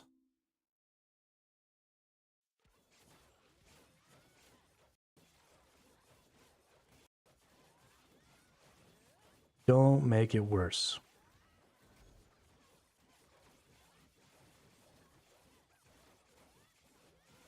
But I do still like this game, right? It's good enough. And that one little gripe isn't enough to make me want to stop playing it. It probably will be enough to make me want to stop playing it at some point. The PvP, people are always talking about the arenas and stuff, and everything just gets AoE'd down in the PvP. So nobody brings tanks or anything like that, right? Your tanks and your healing units and stuff are pretty much obsolete in the PvP meta right now. And it's because everybody just clumps up into one nice little neat group and then just gets nuked. And so there's no value in doing anything other than nuking. The faster you nuke and the harder you nuke. And eventually that's just gonna get on my nerves. And I'm gonna quit playing. But maybe by the time I get to the end game, they'll have changed it. Because it's going to take me a couple of days at least to get there. Maybe I'll get lucky. Maybe they'll fix it before I have to get angry.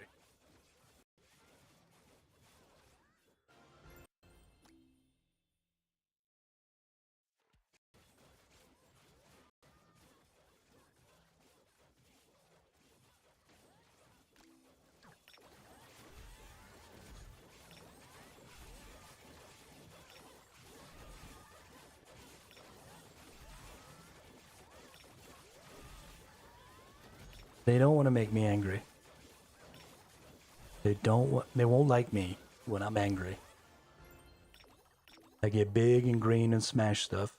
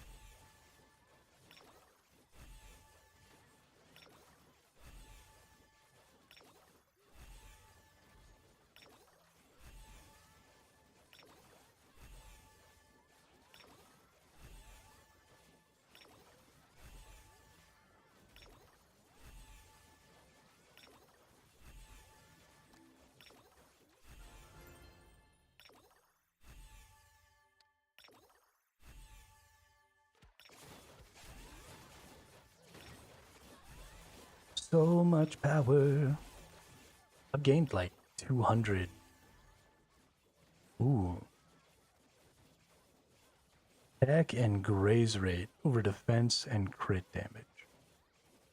That's a tough one, because I don't really need the graze rate, but it's probably fairly equivalent to the defense, which again I don't really necessarily need. And the attack is definitely more than the crit damage. Just because it's a higher tier. We only get 200 there. We only get 200 there.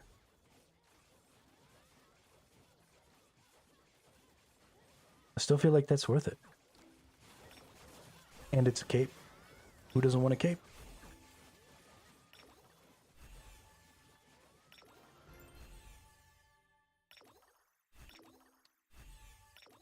No capes. Time to sleep, but I will see you in Throne and Liberty tomorrow. Yeah, have a good night, Namaja. And I will see you also in Throne and Liberty. We're going to get down with it. I'll be up like right when it starts, so we're going to get cray-cray.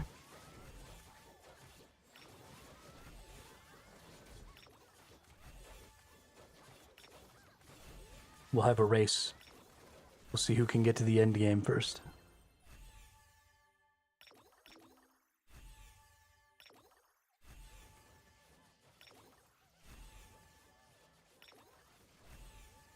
The answer will be me, because I'm such a professional.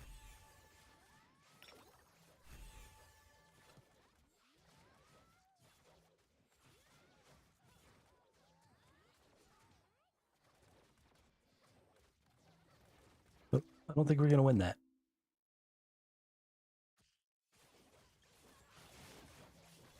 Where are we at? How far ahead of old Skate Punk are we? Almost 100. That feels pretty good.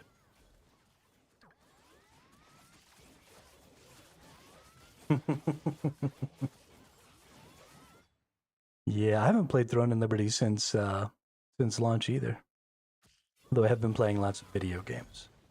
So been keeping my skills up. The skills, the kills.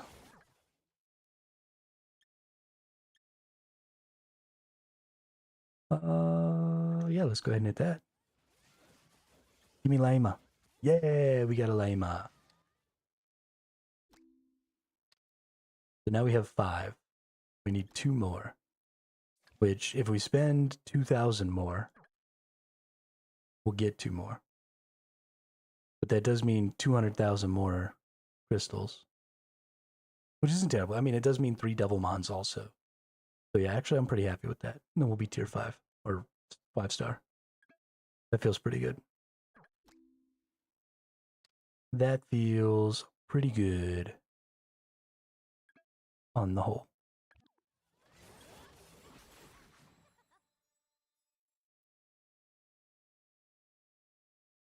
Look at my big dude. Go punch things in the face, big dude. Oh, he got little. Yeah, he got big again.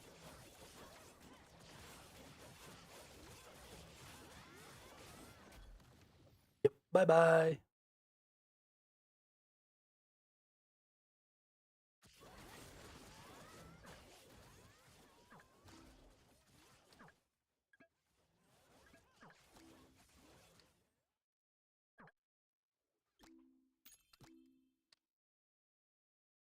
Honestly, that seems like a fairly good stopping point just in general. I think I've pretty much hit the limit here as far as zones that I could complete. I could probably push past this Farfalla, but because we're just going to keep fighting Farfallas, there's not really a ton of point. So I think we'll just call that a day. And I'm going to do a little relaxing the rest of this evening and prepare for what is going to be a pretty huge day tomorrow. We're going to wake up a little early. We're going to get on that Throne in Liberty. Late night tomorrow night, Warborn is going to drop, so we're going to get on some Warborn. So we're probably going to do like a whole day of streaming. It's going to be pretty big, I think. I'm going to enjoy it. So I hope everybody has a good night. I hope any of you who are interested in Throne in Liberty or Warborn Above Ashes come and hang out tomorrow in the stream. We're going to have a good time with it. Probably won't do any more work on the game tonight. Like I said, I'm going to just kind of chillax until tomorrow. And then there probably won't be any work done on the game tomorrow either because it's going to be a big play games day. Maybe honestly not even this whole weekend because Warborn is launching. We're going to have the launch weekend. I'll probably just be playing.